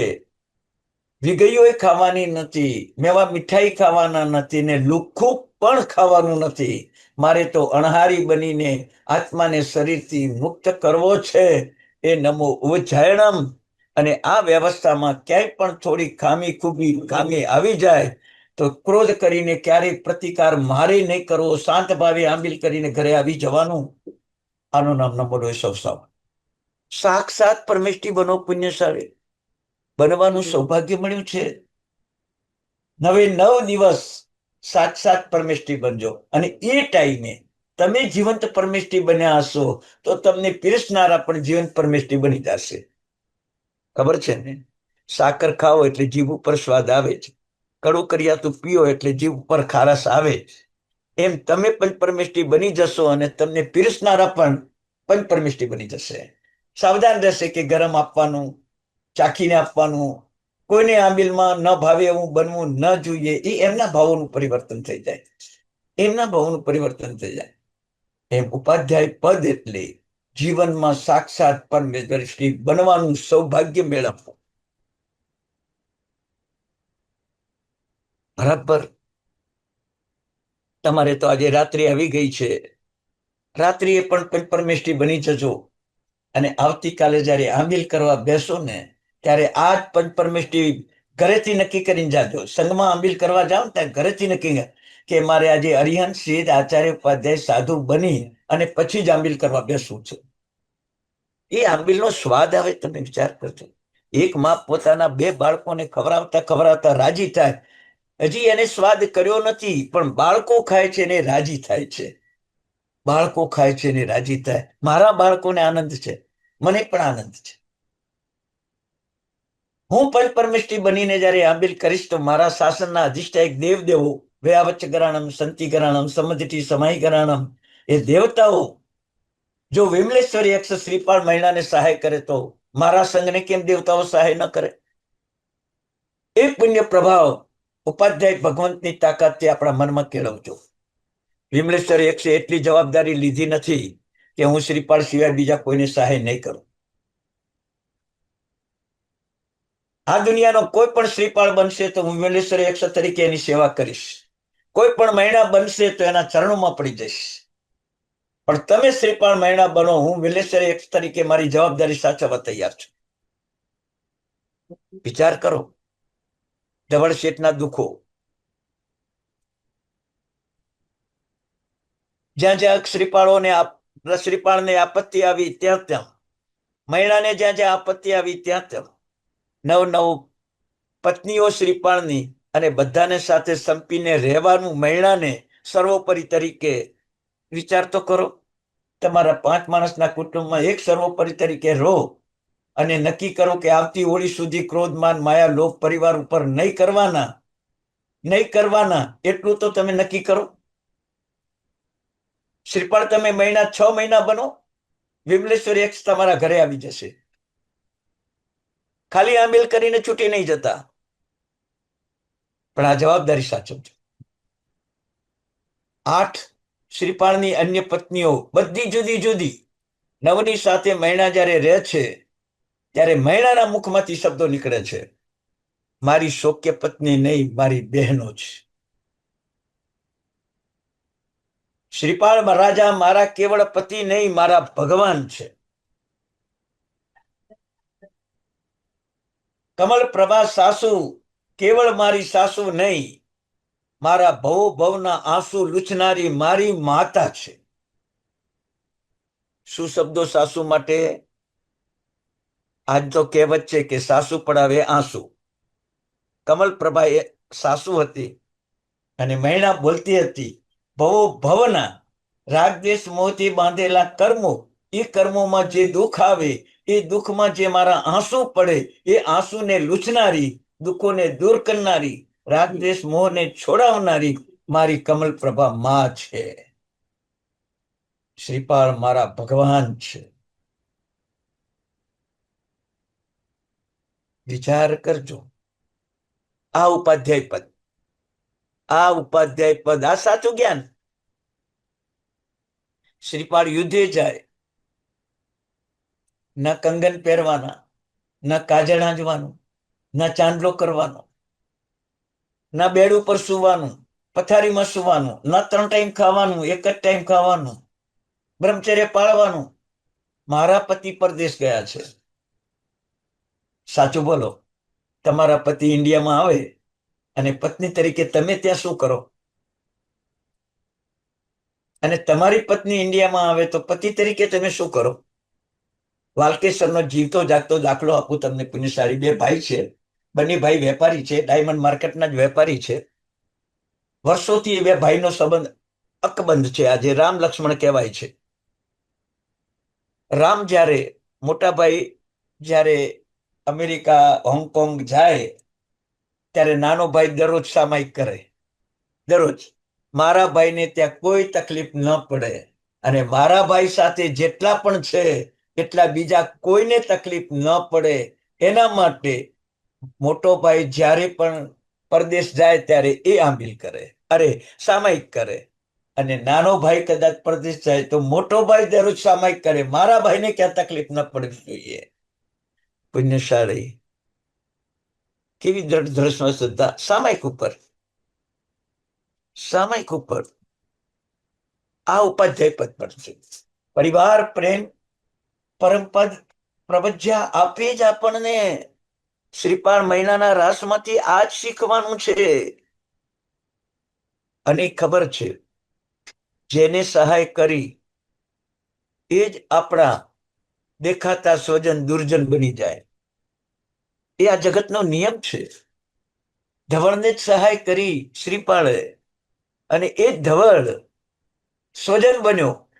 જાતે વાહનોમાં લઈ જાય, અડધા વાહનો પણ આપવા પડે, ધંધો કરે કરાવે, અને છેવટે એ દુર્જન બન્યો. 7મે માળે સુતેલા શ્રીપાળને મારવા દોડે. વિચાર કરજો, આ સંસારનો નિયમ છે. સહાય કરનારા, સહાય જેને તમે કરી છે એવા જ સ્વજનો ક્યારેક દુર્જન બની જાય ને, તો મનમાં ક્યારેય નહીં બોલવાનું કે આ મારો સ્વજન મારો દુર્જન છે. આપણું પુણ્ય હોય તો કોઈ કઈ ન કરી શકે. શ્રીપાળનું પુણ્ય હતું. ધવળ શેઠ મરી ગયો, શ્રીપાળ ના મર્યો. એટલું જ નહીં, એ ધવળના અગ્નિ સંસ્કારમાં શ્રીપાળ જોડાય. વિચાર કરજો. ખબર છે, કોઈ મૃત્યુ પામે ને એનો દુશ્મન હોય ને, એ નજીકમાં પડોશમાં રહેતો હોય તો બહાર ગામ જતો રહે,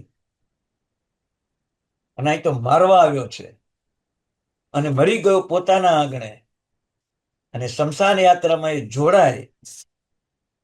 આનું નામ નમો ઉચ્ચાયણમ પુણ્યશાળી. આત્માની સમીપે રહ્યા, શરીરની સમીપે ના રહ્યા. એટલું જ નહીં, પણ પેલો ધવળ શેઠ મૃત્યુ પામ્યો, સંબંધ રાખ્યો એના દીકરા જોડે. શ્રીપાળ રાજા બન્યો, રહેવાનો મહેલ આપી અને નગર શેઠની પદવી આપી ધવળના દીકરાને. આનું નામ નમો ઉચ્ચાયણમ. આત્માની સમીપે રહ્યા. સાક્ષાત પરમેષ્ઠી શ્રીપાળ રાજાનું જીવન, મહિના સુંદરીનું જીવન સાક્ષાત પરમેષ્ઠી. તમે મનથી વિચાર કરો કે આજે 10,69,70,000 વર્ષથી શ્રીપાળ રાજાનો રાસ કેમ વંચાય છે? આટલા જ માટે. ઘણા મહાપુરુષો થઈ ગયા, ઘણા નવપદની આરાધના કરી, ઘણા મોક્ષે પહોંચી ગયા, પણ જીવતું જાગતું દ્રષ્ટાંત નમો ઉજ્જાયણમ, નમો આર્યાણમ, નમો સીતાણમ, નમો રેંતાણમ, નમો લોહિસો સાવણમ, જીવંત નવપદ માત્ર શ્રીપાળમાં દેખાતા હતા, માત્ર મહિનામાં દેખાતા હતા. આવા શ્રીપાળ મહિના 2 જ થયા છે એવું નહીં, અનંતા થયા છે. પણ કાળક્રમે 3.5 અબજ આપણી કથાઓમાંથી માત્ર આપણને 1 કરોડ કથા પણ મળતી નથી. આટલું જૈન સાહિત્ય નાશ પામ્યું. હમણાં જ મેં તમને કીધું ને, જૈનો નાશ પામ્યા. 8.5 કરોડ માંથી આજે 50 લાખ રહ્યા. 8 કરોડ જૈન નાશ પામ્યા. ઓછા થયા જૈન શાસનમાં હીરસુરી મહારાજ સાહેબ પછી. વસ્તુપાલ તેજપાલ વખતે તો 12.5 કરોડ જૈનો હતા, 13 કરોડ. અને હીરસુરી મહારાજ સાહેબ વખતે 8.5 કરોડ, અને આજે 8 કરોડ રહ્યા. દરરોજના 1000 જૈન ઓછા કર્યા, અને દરરોજના 1000 થી પણ વધારે જ્ઞાન ભંડારના પુસ્તકો ઓછા કર્યા. આપણે આવી જવાબદારી, 2 જવાબદારી આપણે સાચવીએ કે અમે નવપદની આરાધના કરી, અમે નવપદની હોળી કરી. કયું જ્ઞાન ભંડારનું પુસ્તક સાચ્યું? કયો એક જૈન સાચો કે અજૈન ન થઈ જાય? કોને જૈન બનાવ્યો? કોઈ જવાબદારી નહીં, ખાલી નવા બિલની હોળી કરીને છૂટી જવાનું. આપણે સ્કૂલમાં ભણીને દીકરો છૂટો થઈ જાય કે મારે નોકરી નથી કરવી, બિઝનેસ નથી કરવો, એ દીકરા જોડે તમે રહેવા તૈયાર? એ નવપદની હોળી કર્યા પછી મારે જૈન શાસનની કોઈ જવાબદારી સંભાળવી નથી, તો નવપદ તમને મોક્ષ આપવા તૈયાર? તૈયાર? વિચારજો, તમે આપો કોઈ મોક્ષ? તમારા દીકરાને કહી દો તું જુદો થા, ના કમાવું હોય તો પુણ્યશાળી ઉપાધ્યાય ભગવાન એટલે સાક્ષાત શ્રીપાળ રાજાનો રાસ. એક પોઈન્ટ ઉપાધ્યાય ભગવાન સાથે જોડાયેલા છે. મહિના પ્રભુના પક્ષમાં બેઠી, જ્ઞાન હતું આત્માના પક્ષમાં બેઠી, નમો ઉજ્જાયણમ. કોઢિયા સાથે પરણી, પ્રતિકાર ન કર્યો, નમો ઉજ્જાયણમ. સાચું જ્ઞાન છે, મારા ભાગ્યમાં તો એ જ મને મળ્યો. શાસનની અભ્રાજના ન થાય. મુનિચંદ્રશ્રી મહારાજ સાહેબ પાસે, ગુરુ પાસે ગઈ, એવું કંઈક આપો, શાસનને અભ્રાજનામાંથી બચાવો, નમો ઉજ્જાયણમ. છેન ચંપા શ્રાવિકા, છેન મહિના સુંદરી, ઋષભદેવના કાળથી નહીં, અનંતા ઋષભદેવ ભગવાન ભૂતકાળમાં થઈ ગયા, અનંતા મહાવીર સ્વામી ભગવાન ભૂતકાળમાં થઈ ગયા, ત્યારથી હોળી ચાલી આવે છે. અને આવા શ્રીપાળ મહિના એક બે નહીં, હજારો લાખો થયા છે. પણ નજીકના કાળમાં 10,69,000 વર્ષમાં બીજા શ્રીપાળ મહિના નથી થયા. એટલે આપણે આ જૂના દ્રષ્ટાંતનો આધાર લઈએ છીએ. વિચાર કરજો, શ્રીપાળ મહિના બનવું સહેલું છે? સહેલું છે? આખો રાસ ઉપાધ્યાય ભગવાન અને સમ્યક જ્ઞાન અને સમ્યક દર્શન ત્રણમાં સમાઈ ગયો છે. એટલે જ નવપદ શાશ્વત છે. એટલે જ નવપદ શાશ્વત છે. આચાર્ય ભગવંત રાજા છે, તીર્થંકર છે, તો ઉપાધ્યાય ભગવંત મંત્રી ગણધર છે. બરાબર. પથ્થર હૃદય જેનું હોય એના શિલ્પી ઉપાધ્યાય ભગવંત છે. કે જ્ઞાન આપી આપીને ટકોર કરી કરીને ગુરુ કેવા ગમે આપણને? એ ગુરુ કેવા ગમે? આવો બેસો, સાતામાં છો ને? ગુરુ આપણને પૂછે મજામાં છો ને? બરાબર. શ્રીપાલ રાજાના રાસમાં કહ્યું છે, ટકોર કરે, ટીકા કરે, ટક કરે અને તક પણ આપે એવા ગુરુ જોઈએ. એવા ગુરુ જોઈએ. મુનિચંદ્ર સુરી ગુરુ મહિનાના હતા. ટકોર, ટીકા, ટક અને તક પણ આપી કે આની આરાધના કર, તારા કુટરોગ મટી જશે, શાસનની પ્રભાવના થઈ જશે, અપરાધના પણ દૂર થશે, એવી તક મહિનાને આપી. બાકી મહાત્મા ખાલી વાસ નિક્ષેપ કરે ને તો બધું જ ખતમ થઈ જાય ત્યાં ને ત્યાં જ. પણ નહીં, આ તક મારે મહિનાને આપવી છે. આ તક મારે મહિનાને આપવી છે. 50,000 કેવડીની તક પ્રભુએ ન લીધી, મહાવીર સ્વામીએ. ગૌતમ સ્વામીને કીધું કે તું અષ્ટાપદ જા અને તારો મોક્ષ નક્કી કરી આવ. એ 50,000 કેવડીની તક, અરે 1500 તાપસો ને તક ગૌતમ સ્વામીને ભગવાને આપી. આવા ભગવંતો હોય, આવા ભગવંતોએ તક આપે આપણને. પણ ટકોર કરતા હતા દરરોજ ગૌતમ સ્વામીને, સમયમાં પમાય બોયમાં. હાવ ગૌતમ તો બહુ સારો, બહુ સારો, આઈ જા, બેસી જા મારી જોડે. એ નહીં, ટકોર કરે, ટીકા કરે, ટક કરે અને છેલ્લે તક આપે. એ જ આપણા સાચા ગુરુ. જૈન શાસનમાં આવા જ ગુરુ તમે શોધજો. તમારા જીવનને, તમારા સંઘને, તમારા પરિવારને ઊંચે લાવવો હોય તો આવા જ ગુરુ શોધજો. હું તમને કહું, મારા જીવનની એક વાત, આજે મારા ગુરુ આજે સ્વર્ગવાસી બની ગયેલા છે અને વર્ષમાં એક જ વખત વંદન કરવા જવાનું. અમે વંદન કરવા ગયેલા ત્યાં મારા ધર્મપત્નીએ સાડી પહેરેલી હતી અને સાડી ઉપર એક લેસ લગાડેલો હતો ને એમાં સાથિયા દોરેલા હતા. આચાર્ય ભગવંત કહે છે અમને કે પુણ્યશાળી, તમે આજે બહુ જ સારું કામ કરીને આવ્યા છો. મેં કીધું સાહેબ શું? કે જો તમારા ધર્મપત્નીએ પેલા સાથિયા વાળી સાડી પહેરી છે ને, એ સાથિયા તમે જીવનમાં ઉતારો અને ઉતાર્યા હશે તો જ તમે પહેર્યા છે ને. 4 ગતિનો નાશ કરે એવો ધર્મ કરજો, મારા આશીર્વાદ આજ છે. આવી ટકોર કરી હતી અમને. વિચાર કરજો, આવા ગુરુ મળવા પણ આજે દુર્લભ છે. પુણ્યશાળી શાસન છે, મહાન છે, પણ આપણું દુર્ભાગ્ય છે. ગુરુઓ તો 20,000 છે અહીંયા, પણ આપણું દુર્ભાગ્ય છે કે આપણને નથી મળતા આવા ટકોર કરે એવા ગુરુ. એકવાર બેઠા બેઠા ખમાસનું દેતો હતો. આચાર્ય ભગવંતની નિશ્રા હતી, પ્રતિક્રમણ કરતો હતો. આચાર્ય ભગવંતે સીધી ટકોર કરી, હીરાભાઈ ઉભા થાવ, બેઠા બેઠા ખમાસનું ન દો. તમે બેઠા બેઠા ખમાસનું દેશો, તમારા ભણનારા વિદ્યાર્થીઓ શું કરશે? ઉભા થાવ. ફરીથી ખમાસણા દેવરાવ્યા. આવી ટકોર કરનારા ગુરુ જોઈએ આપણે. પુણ્યશાળી, મારા આત્માનું હિત આવા ગુરુઓથી જ થયું છે. થોડું ઘણું પણ જે થયું તે. પુણ્યશાળી ઉપાધ્યાય ભગવાન ઘણું બધું વર્ણન છે, પણ એક જ ભાવ આત્માને ઓળખીને આત્માના પક્ષમાં બેસવું મહિનાની જેમ, અને શરીરના પક્ષને છોડી દેવો. સનતકુમારને રોગો થયા તો શરીરનો પક્ષ છોડી દીધો. ધનના શાલીભદ્રને અઢળક સમૃદ્ધિ મળી હતી તો શરીરનો પક્ષ છોડી દીધો. એમ કથાનું રહસ્ય કાઢો. શ્રીપાળને 99 પેટી મળીને ધન્નાજીને કરોડો સોના મોર મળી, એ નહીં.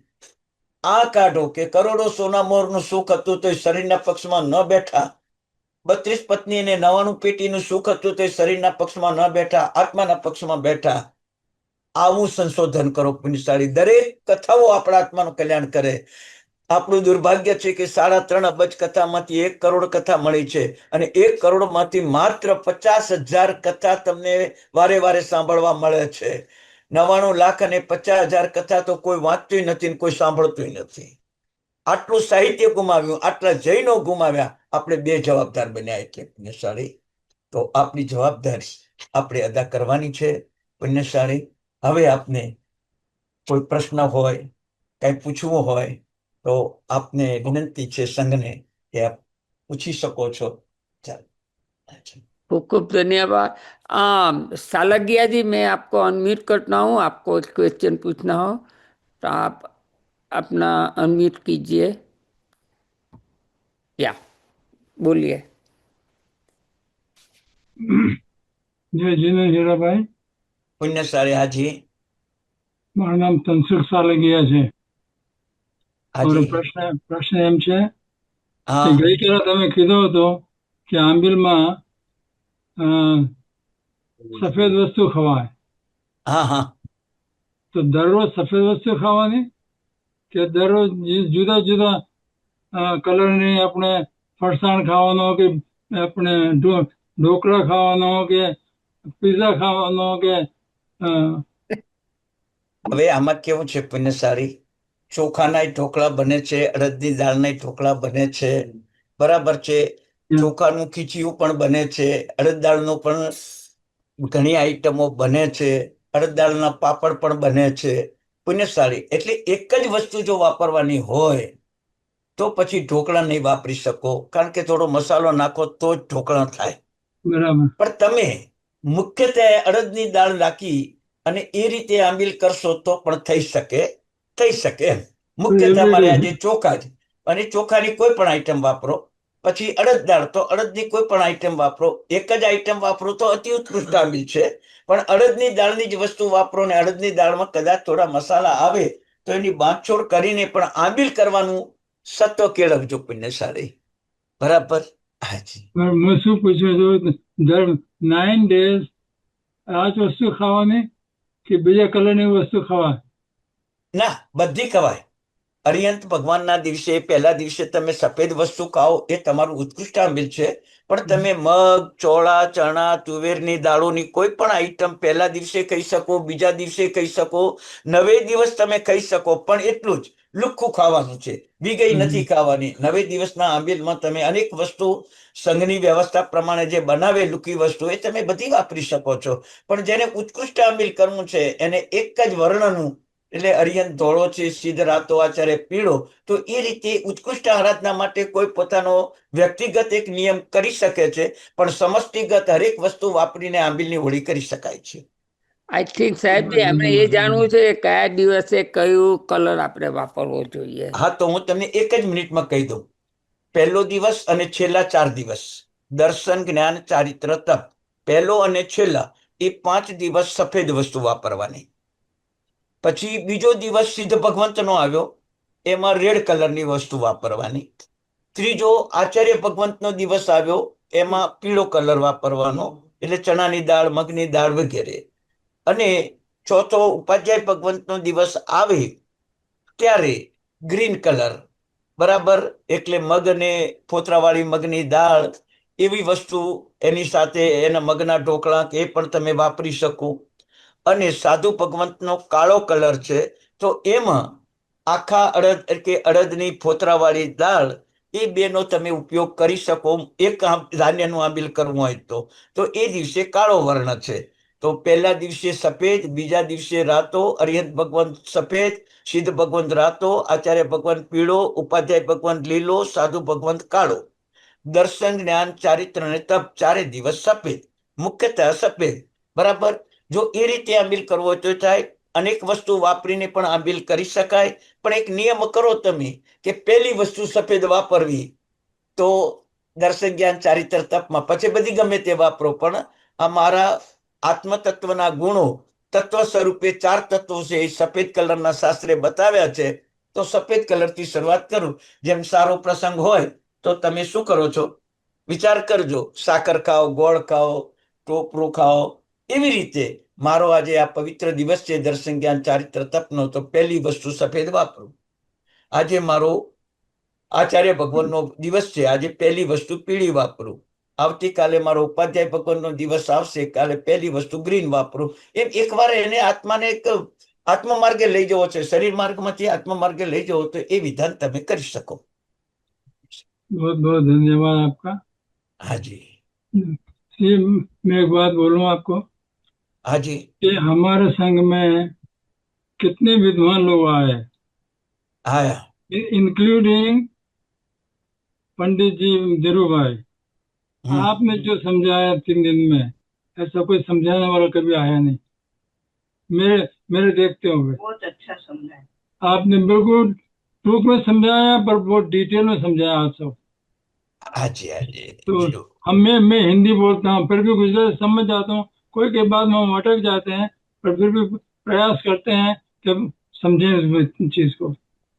ચોક્કસ तो પુણ્યશાળી. उसके लिए आपको बहुत बहुत बहुत धन्यवाद, बहुत अनुमोदना आपकी, और भगवान आपको बहुत लंबी उम्र दे, जो शासन की सेवा करते रहे आप। હાજી. હાજી. બહુ પુણ્યશાળી. દેવગુરુ કૃપાએ આજે 75મું વર્ષ છે. નિર્વિઘ્ન મારું જીવન જાય છે. ગઈ સાલ બહુ જ તકલીફ થઈ ગઈ હતી, પગ કપાઈ ગયો હતો. આજે પગ સંધાઈ ગયો છે, અને પગ કપાયા પછી પણ કોઈ જાતની વેદના થઈ જ નથી મને. નથી દુખાવાની મેં ગોળી લીધી કે નથી દુખાવાની કોઈ દવા કે ઇન્જેક્શન લીધું. ઓપરેશન થઈ ગયું 48 કલાકમાં, પગે સારું થઈ ગયું. આજે 1 કિલોમીટર ચાલી શકું છું, 2 માળ ચડી શકું છું. આ દેવગુરુ કૃપાએ એક પણ જાતની વેદના વિના આખો પગ છૂટો પડી ગયો હતો, અને પગ સંધાઈ પણ ગયો. એટલે ધર્મની દ્રઢ શ્રદ્ધા મને મારા જીવનમાં આ રીતે બેઠી. ગઈ સાલ આસો સુદ પૂનમના દિવસે જ એક્સિડન્ટ થયો હતો, બરાબર, પણ મને કોઈ તકલીફ આજ સુધી નથી પડી, આજ સુધી. બરાબર. ડોક્ટર કે તમે દુખાવાની ગોળી લો, પણ મેં નહીં, સાહેબ મને દુખતું જ નથી, કાંઈ થતું જ નથી. એટલે આ દેવગુરુ કૃપા છે. કોઈ મારી શક્તિની વાત નથી કરતો, પણ દેવગુરુ કૃપાએ કેટલું પ્રાપ્ત કરી શકાય છે એ જ્ઞાનપદ આવશે તે દિવસે મારા અનુભવની જ્ઞાનની વાત પણ તમને કરીશ, કે આ ગુરુઓ જગતમાં શું છે અને આપણને કેવા સૌભાગ્યથી પ્રાપ્ત થાય છે એ તમને વાત કરીશ. અને બધાય વર્તમાન આચાર્યોની જ વાત કરીશ તમને, કે કેવા ગુરુઓ છે આજે. બરાબર. વિનેશા.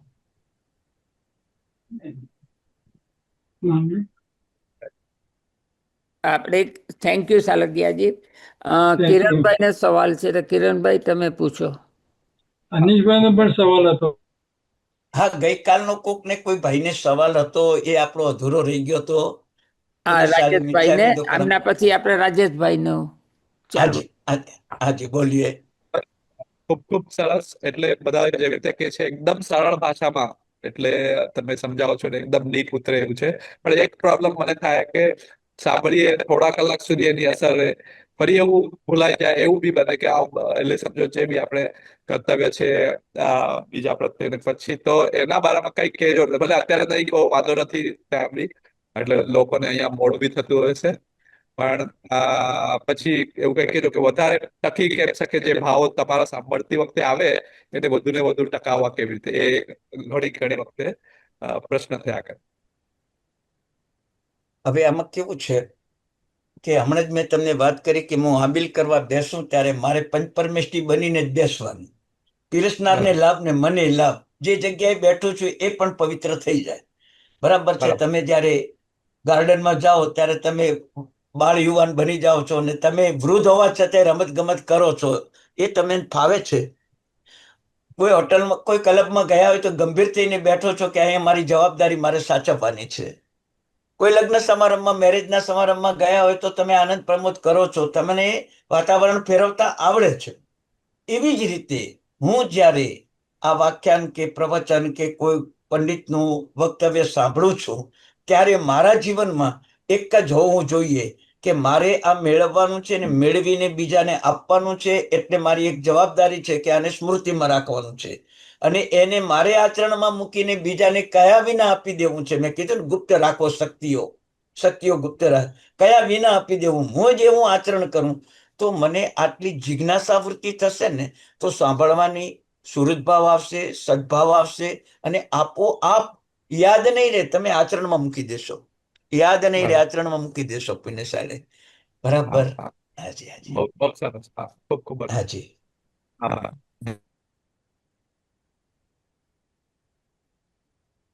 પંડિતજી, મને એક સવાલ છે. હાજી પૂછીએ. ક્લિવલેન્ડથી રાજેશ વાત કરું છું.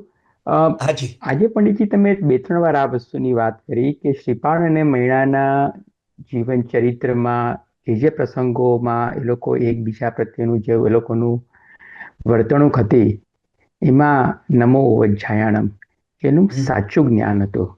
હવે દરેક બાબતોની અંદર શ્રીપાળ અને મૈણાના જીવનમાં જોઈએ તો મિથ્યાત્વને સમ્યકત્વમાં કન્વર્ટ કરી નાખતા હતા એ લોકો. જે વસ્તુ આપણને સંસારના સંબંધો મિથ્યા છે એવું બધું આપણે ઘણીવાર બોલીએ, પણ જે રીતે એમણે જીવનને ઉઠાવેલું અને એમ જ લાગે કે બધું એ લોકોનું સંકિત બારી ઘડીએ પ્રગટતું હતું. એટલે હવે અહીંયા સવાલ એ છે પંડિતજી કે એમાંથી આપણે કેવી રીતે શીખ મેળવવી કે આપણે પણ આપણા જ પોતાના જીવનમાં કે આજુબાજુના જીવનમાં ઘણીવાર મિથ્યાત્વનો પ્રકોપ જોતા હોઈએ છીએ, પરંતુ એટલું વક્તવ્ય ન હોવાથી કદાચ કંઈ નથી શકાતું. પણ તમે છેલ્લે જે આચારમાં લાવવાની વાત કરી, અને હું હંમેશા માનું છું ગાંધીજીની જેમ કે મારું જીવન જ મારો સંદેશ છે. બોલવું તો બહુ ઇઝી છે. એટલે હવે સવાલ અહીંયા એ થાય છે કે આપણે કેવી રીતે દૈનિક જીવનમાં મિથ્યાત્વને સંકિતમાં કન્વર્ટ કરતા જઈએ આપણા આચારોમાં. આ સવાલ છે. જો પુણ્યશાળી, આપનો પ્રશ્ન બહુ સારો છે, સુંદર છે. હું એ જ કહું છું કે સમયસાર નામનો એક દિગંબર ગ્રંથ છે, અધ્યાત્મસાર નામનો એક શ્વેતાંબર મૂર્તિપૂજક ગ્રંથ છે. એ બે ગ્રંથમાં આત્મા અને શરીર, જીવ અને અજીવ તરીકેની ઓળખાણ આપી છે.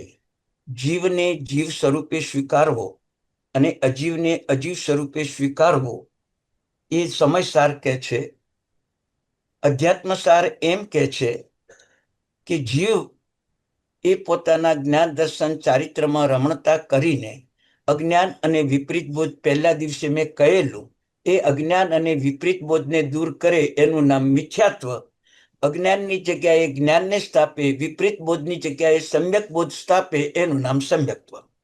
મેં આખો રાસ નિશંકીય નિકંકીય ઉપર લખ્યો છે પુણ્યશાળી. મારે તમને એનું પણ નિદર્શન કરાવવાનું છે. પણ જો 5 પદ છે ને એ સમ્યક્ત જ છે. શરીરનો મોહ છૂટે, નમો સિદ્ધાણમ એટલે આત્મા જુદો પડ્યો, એ સમ્યક્ત્વ. નમો અર્યંતાણમ, રાગદ્વેષ છૂટા થયા, વૈરાગ્ય વિતરાગતા આવી, એ સમ્યક્ત્વ. નમો વજ્જાયણમ, દેહ અને આત્માને ભિન્ન માની જ લેવો, તો એ પણ સમ્યક્ત્વ. બરાબર. નમો લોહી સૌ સાવણમ જ્યારે આવશે ત્યારે તમને શું થશે કે ક્રોધાદી કસાયો એ આત્માનો સ્વભાવ નથી, એ શરીરનો સ્વભાવ છે. હું હીરાભાઈ પહેલે દિવસે કીધું તું 7 પ્રકારના અભિમાન આપણા શરીરના કારણે આવે છે. એ શરીર સાથેનો જે સંબંધ છે એ કસાયો લાવે છે. એ શરીરને તમે જુદું કરી દો ને આત્માને જુદો કરી દો, ક્રોધાદી કસાય આવશે નહીં, એ પણ સમ્યક્ત્વ. આખો રાસ નિશંકીય નિકંકીય ઉપર મેં લખ્યો છે પુણ્યશાળી. તમને ઝેરોક્સ તમને મોકલીશ. તમે આખો રાસ એ મિથ્યાત્વને સમ્યક્ત્વમાં તમે કન્વર્ટ કરી શકશો કે અહીંયા આ રીતે શ્રીપાળને અહીંયા સમ્યક્ત્વ છે, મૈણાને અહીંયા સમ્યક્ત્વ છે, આપણને અહીંયા મિથ્યાત્વ છે. અહીંયા મૈણાએ આ વર્તન કર્યું, અહીંયા મૈણાએ આ વર્તન કર્યું, અજીત સેનની સામે શ્રીપાળે કયું વર્તન કર્યું, ધવળ શેઠ સામે કયું વર્તન કર્યું, એ વર્તનમાં કયું નિશંકીય, કયું નિકંકીય, કયું નિમિત્તિગીચા, કયું, એ બધું જ આખો રાસ મેં એમાં કન્વર્ટ કરેલો છે. તો સમ્યક દર્શન અને એના ઉપર આખો રાસ છે. એનું નિદર્શન પણ તમને કરાવીશ. અત્યારે પંચપદમાં કરાવું છું, પછી 4 પદમાં રાસનું દર્શન કરાવીશ, અને પછી માત્ર સમ્યક્ત્વ અને મિથ્યાત્વ ઉપર આખું રાસનું દર્શન કરાવીશ જોડે જોડે. એટલે તમને ખુદને ખબર પડે કે રાસ અનેક દ્રષ્ટિથી જોવાનો છે, કેવળ એક દ્રષ્ટિથી નહીં. બરોબર છે. બહુ સરસ પંડિતજી, બહુ સરસ, બહુ સરસ. આભાર, બહુ સરસ પંડિતજી. હા, ધન્યવાદ કરું, ઘણું સરસ. આપણે આજે હવે ટાઈમ થઈ ગયો છે, તો આપણે આજે આમનું સંપૂર્ણ કરશું. પહેલા પચકાણ આપી દઈએ અને પછી માંગલિક સંભળાવીને આપણે સમાપ્ત કરશું. પાણહાર દિવસચર્ય પચકાઈ અંધણાપગણમ સ્વસાગરણમ મહોત્રાગરણમ સવસમય વત્યાગરણમ વો શિરઈ. ઓ શ્રી રામ. સર્વમંગલ માંગલ્યમ સર્વકલ્યાણ કારણમ પ્રધાનમ સર્વધર્માણામ જૈનમ જયતિ શાસનમ. બધા તપસ્વીઓ સાટામાં રહેજો, અને કાલે આપણે પાછા સેમ ટાઈમે મળશું. તો શુભ રાત્રિ, પ્રણામ, જય જિનેન્દ્ર.